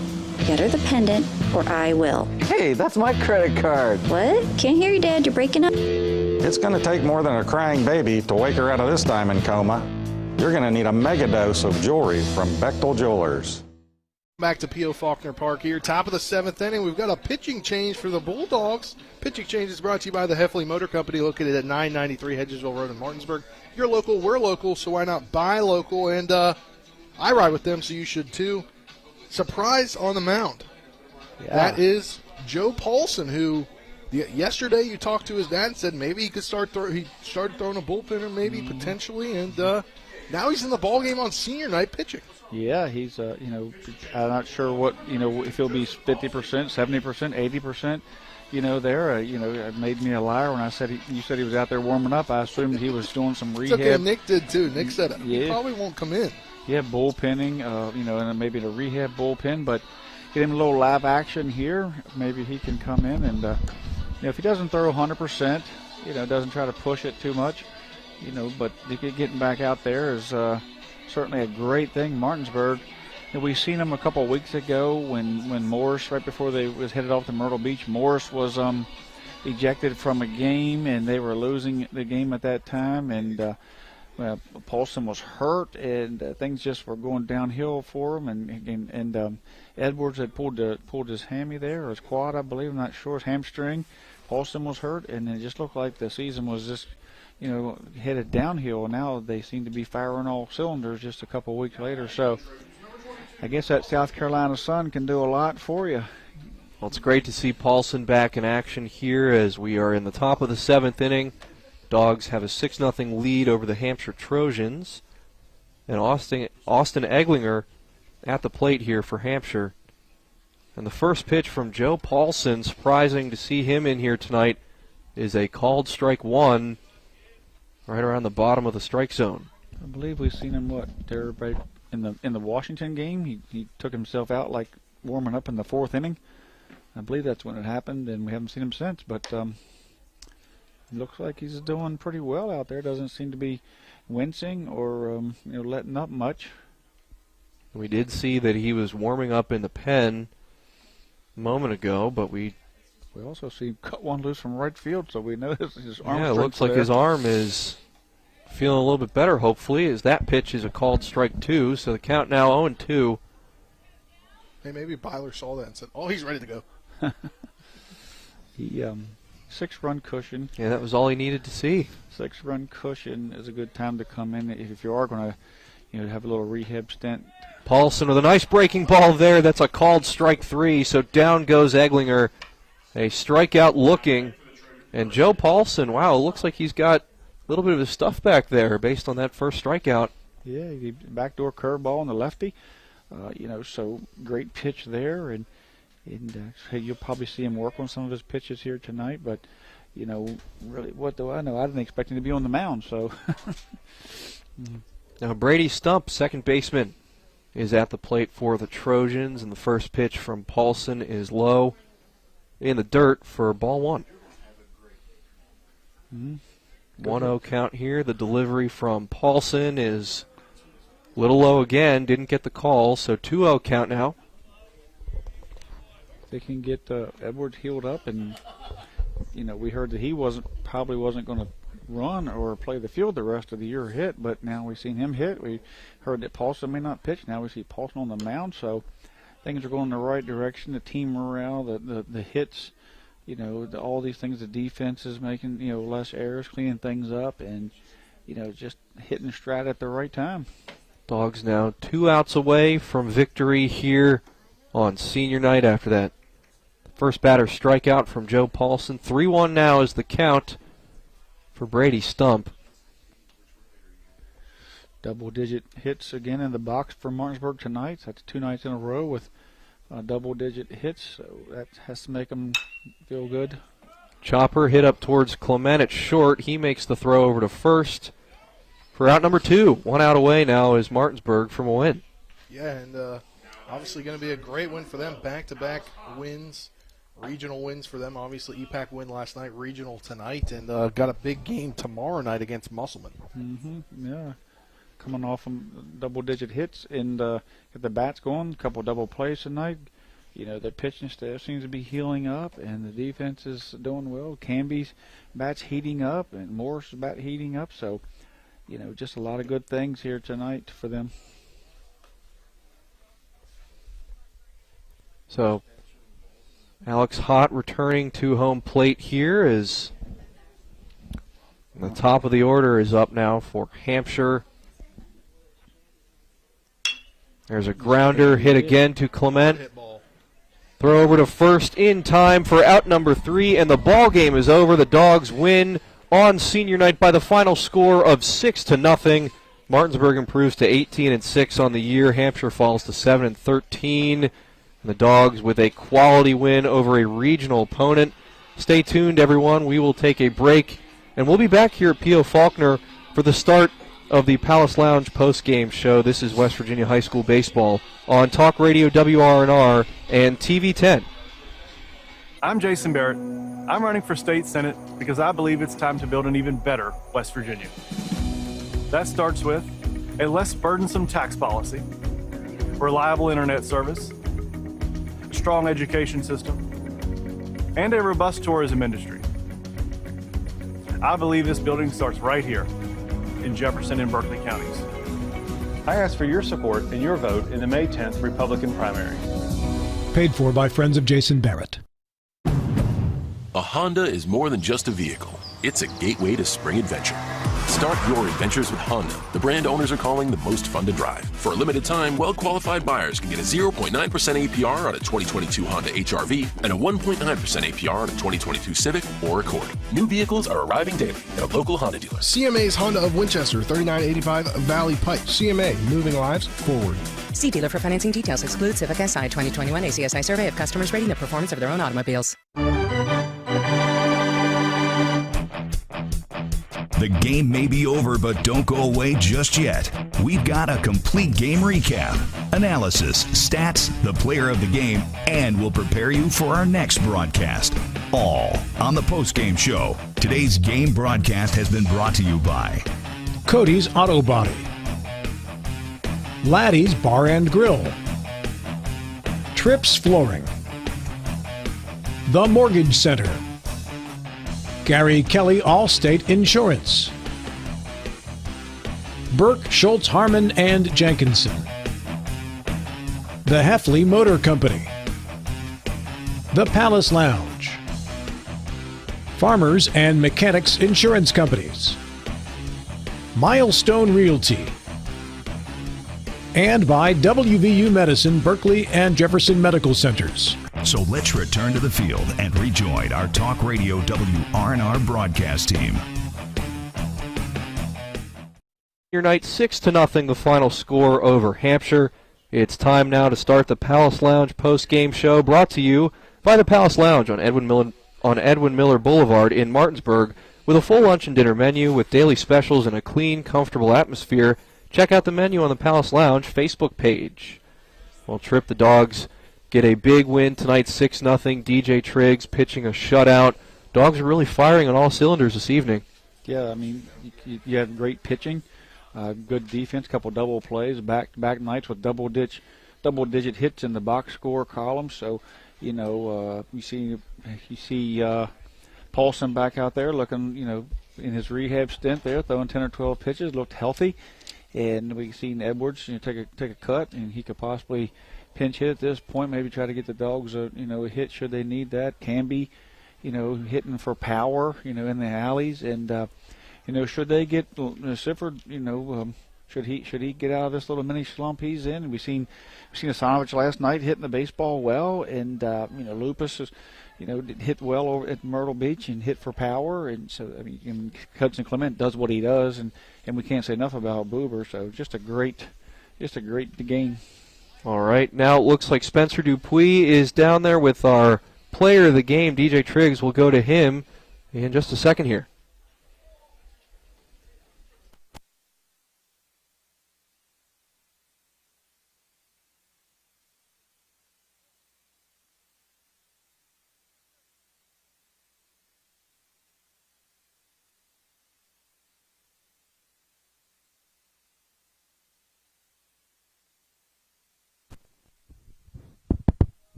Sorry about the technical difficulties down here with DJ Triggs, and you were able to get 7 strikeouts tonight, get out of some pinches there, and senior night. How'd it feel? You know, I didn't have my best stuff, but I battled through it. 7 strikeouts, I didn't think I had that many, but I had to come back or double play. Almost threw it away, but. Obviously, senior night, and able to get honored with the rest of your 7 guys that you have, you know, played ball with through the last few years, and maybe back in early years. what did it feel like just to go out one more time? Well, not just your senior night here at P.O. Faulkner Park, and how did it feel with everybody? I love every one of them. I grew up playing baseball with them my whole life. I just love them. They're all my homies. I just love them. And able to see your teammate Paulson get back out there tonight and on the mound. How did it feel for you to, even though you had to come out of the game, you had a great game, but for him to be able to make his return to the mound and maybe he's going to be on there to help you guys out through the playoffs? He didn't pitch like he hasn't pitched in a couple months. He pitched like he's been just on and on and on. So I think he did pretty good for not pitching for about a month and a half. All right. Well, thanks for joining us. And your player of the game tonight. Thank you. Back up to you guys. We'll wait for Coach Byler. All right, Spencer, thank you for that. We'll await Coach Byler. It looks like he's ready now. Spencer with Coach Byler. With Coach Byler, a big win, shutout win here on senior night, and obviously be able to get all your seniors in tonight, and kind of threw a curveball to a lot of us who thought maybe Zittel was going to come in the 7th, and it was Paulson, who hasn't pitched in a while, looked really good. Well, first off, we're very thankful and appreciative of those 8 seniors and everything they've given to this program. We're very thankful to have them, and hopefully we got a lot more games left with them. So it was good to get everybody in, get everybody involved. Thought DJ pitched really well. Joe has been, kind of rehabbing in the bullpen, went to the doctor, went to the physical therapist. Everything seems fine. Felt like it was a good opportunity to get him some confidence, and, he looked well. How do you think him being able to get out here, kind of just clean up duty here, and maybe it helps going forward into the playoffs? Yeah, I think it's good for his psyche, and I think anyone that follows EPAC baseball knows that we're going to probably need Joe Paulson if we're going to make some noise and win a sectional championship or win a regional championship. So we've just been trying to ease him back, and happy with that 14 or 15 pitches he threw there. And then 7th inning, Caleb Edwards comes to the plate, gets a pinch hitting opportunity, and hits a great ball down the line. And before he got injured, he was hitting a pretty good bat, and he came in and just kind of continued where he left off. He's probably back in the lineup after Friday night. He probably could have played tonight. He probably could have played last night. But I think with Musselman tomorrow night, we wanted to make sure that we didn't, tweak anything, make sure he's 100%, very big game tomorrow night. Hopefully we're getting healthy. We were pretty beat up, so hopefully we're getting healthy at the right time, and we're looking forward to tomorrow night. And then Clement gets the steals record there in the first inning, 2 steals in a row. Take out the third base for him. Is that going home with him or going somewhere else? I can't believe a guy goes 37 for 37, hasn't got thrown out all year, and you don't interview him. Hey, that's that guy up there. He chose. They chose. Not me. No, Hudson Clement. 37 for 37. Come on, that's unheard of. It's just his God-given ability with a lot of work ethic, and just super proud of him, and congratulations to him on the record. And then obviously a win tonight, but you're looking forward to a big game tomorrow night. EPAC opponent, Musselman. Obviously, you mentioned Edwards going to pitch tomorrow. It's going to be a big game for you guys. Yeah, I don't think it's any secret to anybody around here that Edwards is going to pitch tomorrow night. We're looking forward to it. I thought tonight was a little bit of a trap game, coming off a big win against Washington, and then tonight's game with senior night and everything. And Hall of Fame tomorrow night should be a big crowd. Hopefully it warms up a little bit. Hopefully it's a whole lot of fun. All right, Coach. Good luck. Good win tonight, and we'll talk to you tomorrow. Thanks. Back up to you. All right, Spencer, thank you for that. Those were your post-game interviews. And before, I forgot to mention that our game summary is brought to you by the Farmer and Mechanics Insurance Company. When it comes to your home, auto, farm, or business, they're trusted, reliable, and experienced. Call them at 304-263-0809 or go to fmiwv.com. We will take a 2-minute break here, and on the other side of that break, we will go through some game stats and give our WVU Medicine Player of the Game. This is West Virginia High School Baseball on Talk Radio, WRNR, and TV 10. Back in 2 minutes. Remember when you were a little kid and saw your first deer? Oh, how cute. As an adult, maybe you've had a different experience. Where'd that come from? Bambi mess up your dream machine? Call Cody's Auto Body today at 304-901-4777 and get the work done right the first time. Cody's Auto Body, 851 Wilston Street in Martinsburg, has a team of auto body professionals with a lifetime of experience putting your ride back together again, regardless of how it got that way. Cody's Auto Body. This is Matt Miller, Area Director for Eastern Panhandle Fellowship of Christian Athletes. I'm excited to tell you registration is going on now for our multi-sport power camp coming to Spring Mills High School and the DuPont Soccer Complex June 7th, 8th, and 9th. Open to kids ages 9 to 12 or going into 3rd through 6th grade. We'll have football, basketball, soccer, and lacrosse for boys and basketball, soccer, and volleyball for girls. Cost is $60 through April or $75 in May. Teen and adult volunteers are also needed. Learn more and sign up at epwvfca.org. Hi, it's Talk Radio WRNR and TV10 Spencer Dupuis. When I got into a car accident and needed to get another vehicle, I wanted to go somewhere I could trust. So I went to the Heffley Motor Company at 993 Hedgesville Road. As a first-time car buyer, I really didn't know what to expect. But at Heffley, they treated me like family. Every step in the process was seamless. Not only did they give me a great deal, but they also helped me secure an amazing interest rate. Now I know firsthand why Heffley has such a great reputation in this community. I ride with Heffley Motor Company, so you should too.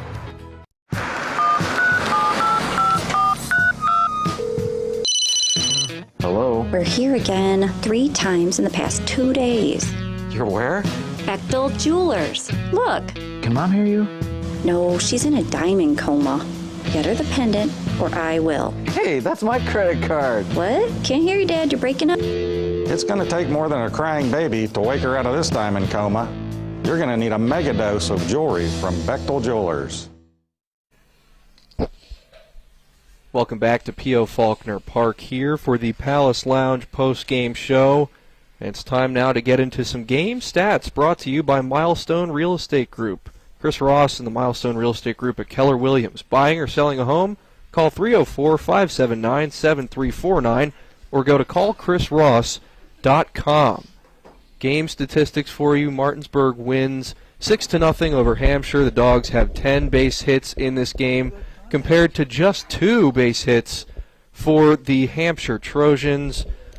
And some of the star players tonight, you have to talk about Isaiah Morris, who went 2 for 4, had 3 RBIs in the win for the Dogs. Morris was really tremendous on the base paths today. He had a 2 RBI double there in the 3rd inning, also had a base hit in the 6th inning. And then you got to talk about Jordan Canby. A tremendous day for him. Had that triple.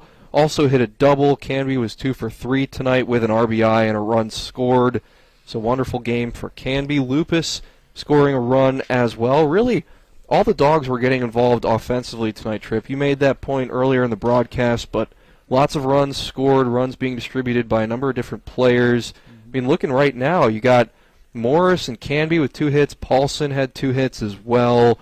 Multiple RBIs from a lot of different Dogs tonight. Yeah, and Zittel was just in here doing his mop-up duty here in the press box as part of his post-game duties. But he had a base hit tonight, and he had a base hit last night. He's been struggling, but tonight, he doesn't have it to show for. But he could have easily been 3 for 3 with the contact that he made tonight. So, you add that to it.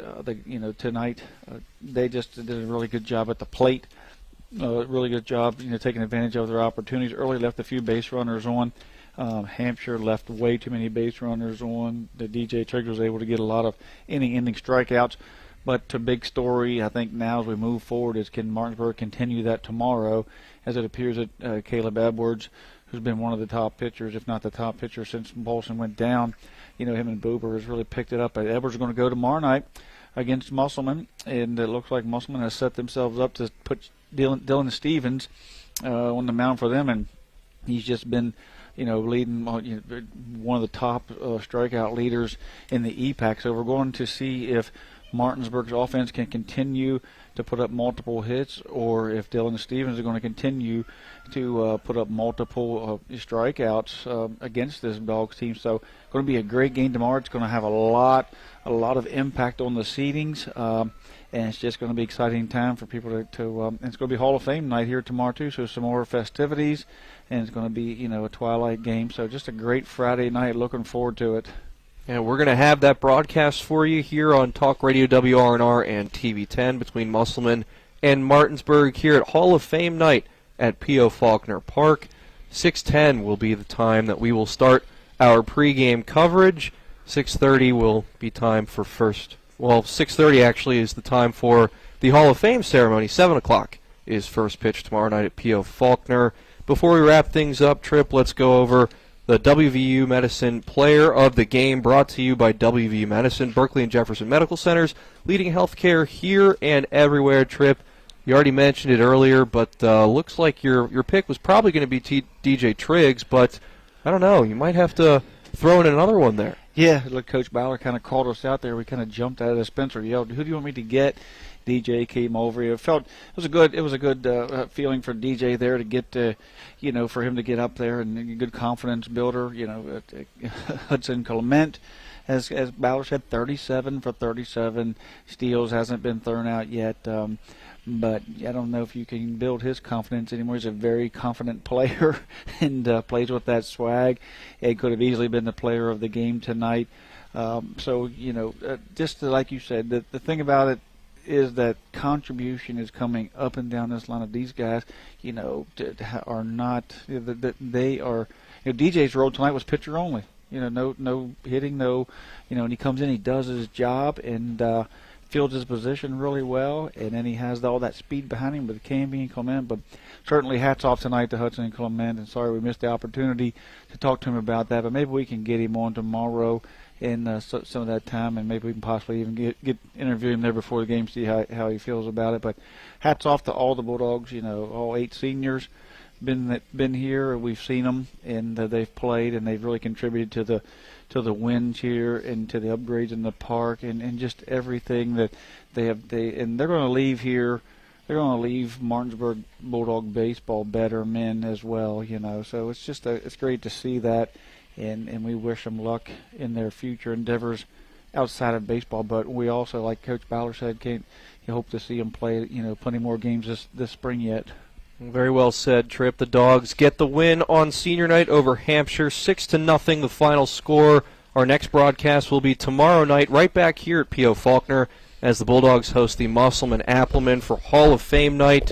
Our coverage will begin at 6:10. 6:30 is when the Hall of Fame ceremony will begin, and 7 o'clock is when first pitch will likely happen here from P.O. Faulkner Park. That'll do it for us. My name is Avery Newport, along with Trip Tobin and Spencer Dupuis, Nick Verzolini, Colin McLaughlin, and Donald Kinney. Stay tuned. Colin is next with the Modern Realty Results post-game scoreboard show. This has been West Virginia High School Baseball on Talk Radio WRNR and TV 10. We'll see you tomorrow night.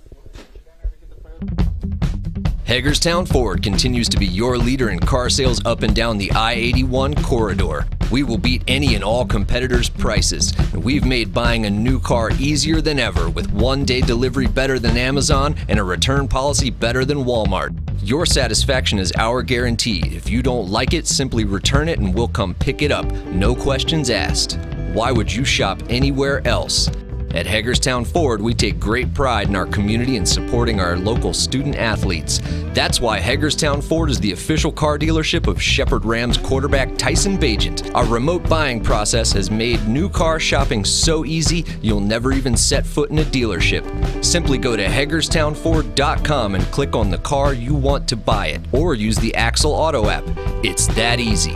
You can order your new car on any device. Go to HagerstownFord.com and get your new car signed, sealed, and delivered from Hagerstown Ford. If you're in an accident, the first thing that you have to do is call 911. You have to get medical care immediately. The next thing you need to do is call us. When you hire us at the Skinner Law Firm, what we do is we are going to investigate your case, and we're going to lay out the options that you have, all at no cost to you. We will use all of our resources and all of our experience to get you what you deserve. The Skinner Law Firm, SkinnerFirm.com.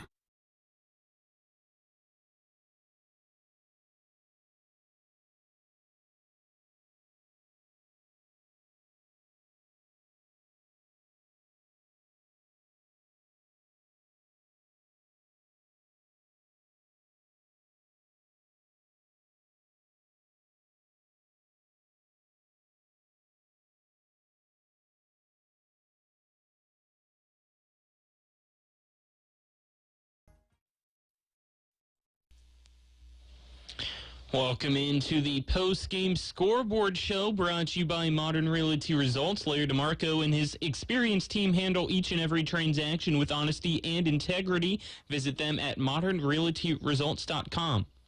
It's Colin McLaughlin here for Talk Radio WRNR in TV 10. Hope you enjoyed our broadcast as the Martinsburg Bulldogs get the win over the Hampshire Trojans by a final score of 6-0 on senior night. Martinsburg finishes with 10 hits on the evening and 1 error. Hampshire gets shut out with only 2 hits and no errors. Let's now look at the scores from around the Eastern Panhandle. The lone game tonight, a tough one for Musselman. They fall to Stone Bridge by a final score of 8-4. That was the only baseball EPAC matchup other than the one that we had on our airwaves here on Talk Radio WRNR and TV 10. Let's now get into what everybody's been tuning into if you're a sports fan, and that's the NFL Draft. It started at 8 o'clock today for round 1. Numbers 1 and 2 pick-wise to the Jaguars and Lions is what everybody expected. Jaguars took Travon Walker at number 1. Number 2 went Aiden Hutchinson to the Lions. Number 3, the Houston Texans went cornerback Derek Stingley Jr. from LSU, which surprised people a little bit. A lot of people were saying that he was going to get into the top 10 here this past week, but I don't think a lot of people expected him to get picked number 3 ahead of Ahmad Gardner, or Sauce Gardner, as a lot of people know him, but he might have to change his nickname now to Gravy because he's heading to New York. He's a Jet, picked 4th there out of Cincinnati. Going 5th to the Giants was Kevon Thibodeau from Oregon, the defensive end. The Panthers at 6 picked Akeem Ekwonu. 7th, the Giants again got the pick. They picked Evan Neal, an offensive tackle, back-to-back offensive tackles there. 8th, it was Drake London, the first wide receiver at a UFC to be drafted. He was drafted by the Falcons. A couple people surprised by that. And right after him at 9, it was Charles Cross. And then 10th was Garrett Wilson. 11th was originally the Washington Commanders pick. We were going to see who the first pick was for them. But the Commanders traded pick number 11 to the Saints. And the Commanders received picks number 16, 98, and 120. And with the 11th pick, it was Chris Olave, who many people thought the Commanders were going to pick. He goes now to the Saints with pick number 11, the wide receiver from Ohio State. And then everybody was like, all right, maybe Washington will get Jameson Williams, even though he's injured from Alabama. He has a lot of upside at wide receiver. Nope, the Lions trade to number 12 and pick him. And then the Eagles trade to number 13 with the Texans. They drafted Jordan Davis, the defensive tackle from Georgia. And just picking now is the Baltimore Ravens. I know a lot of Ravens fans might be tuning in right now, and they'll be happy. I won't be, because if you're tuned into our YouTube page or TV 10, you can see I am a Commanders fan, rocking my brand new Commanders jersey here, Antonio Gibson, and I was hoping the Washington Commanders would pick Kyle Hamilton, but he just got picked at number 14 by the Baltimore Ravens, the safety from Notre Dame. Next is the Texans at 15, and then Washington at 16. Chargers at 17, Eagles at 18, Saints at 19. The Steelers are at pick 20. 21 is the Patriots. 22 is Green Bay. 23 is the Cardinals. 24 is the Dallas Cowboys. 25 is the Bills. 26 is the Titans. 27 is the Buccaneers. 28 is the Packers. Numbers 29 and 30 in the draft are the Kansas City Chiefs. Pick 31 is the Bengals. And pick 32 now is the Minnesota Vikings, getting it from the Lions in a trade today. Only Round 1 taking place today for the NFL. Let's now go into some Major League Baseball scores. A final score, the Angels get the win over the Guardians 4-1. The Brewers beat the Pirates 3-2. The Padres beat the Reds 7-5. Yankees get the sweep over the Orioles 10-5. The Phillies beat the Rockies 7-1. The Nationals get swept by the Marlins. Marlins win today 3-2. The Twins beat the Tigers 7-1. The Rays beat the Mariners 2-1. The Astros beat the Rangers 3-2. Final in 10 innings, the Kansas City Royals beat the White Sox 5-2. The Blue Jays shut out the Red Sox in a pitcher's duel 1-0. And in the bottom of the 8th, it's the Braves leading the Cubs 3-1. The Cardinals leading the Diamondbacks in the top of the 7th 8-0 in a one-hitter. Those are your MLB scores. Over to the NBA now as we got some playoffs. 2:15 to go in the fourth quarter.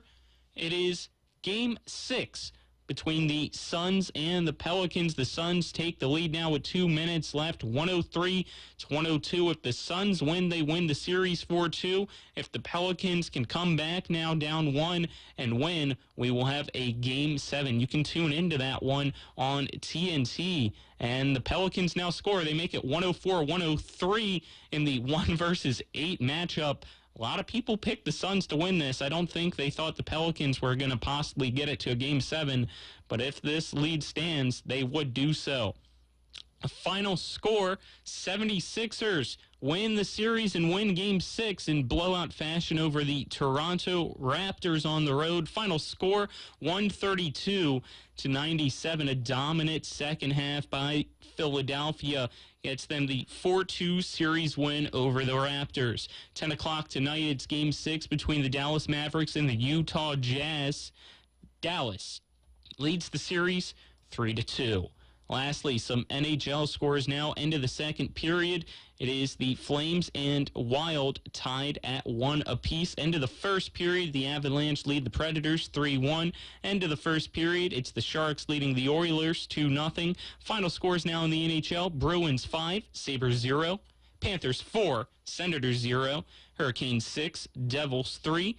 Blue Jackets 5, Lightning 2. And then our team, the Washington Capitals, lose again to the Islanders. Final score 5-1.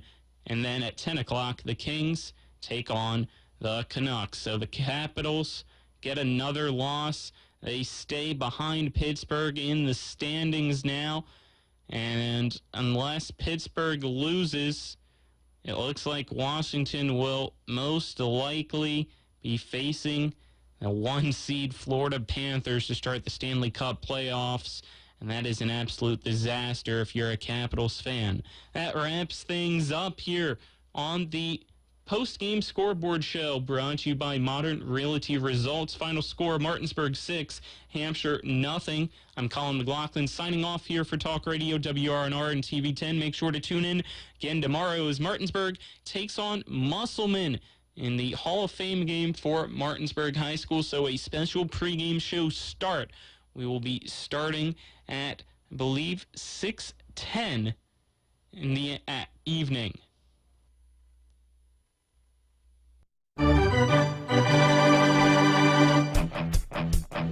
You've been listening to West Virginia High School Baseball. Today's game broadcast has been brought to you by Bechtel Jewelers, the Brown Funeral Homes and Cremations, CMA Honda of Winchester, Hagerstown Ford, the Mansion Ferretti Law Firm, the Mountaineer Grill and Pub, the Mirius Group of Financial Advisors, Orsini's Home Store, Kent Parsons Ford of Martinsburg, Modern Realty Results, and the Skinner Law Firm. For the continued excitement of high school, college, and Major League Baseball, keep it tuned to FM 106.5, AM 740, Comcast Cable Channel 10, and online talkradiowrnr.com. All rights reserved.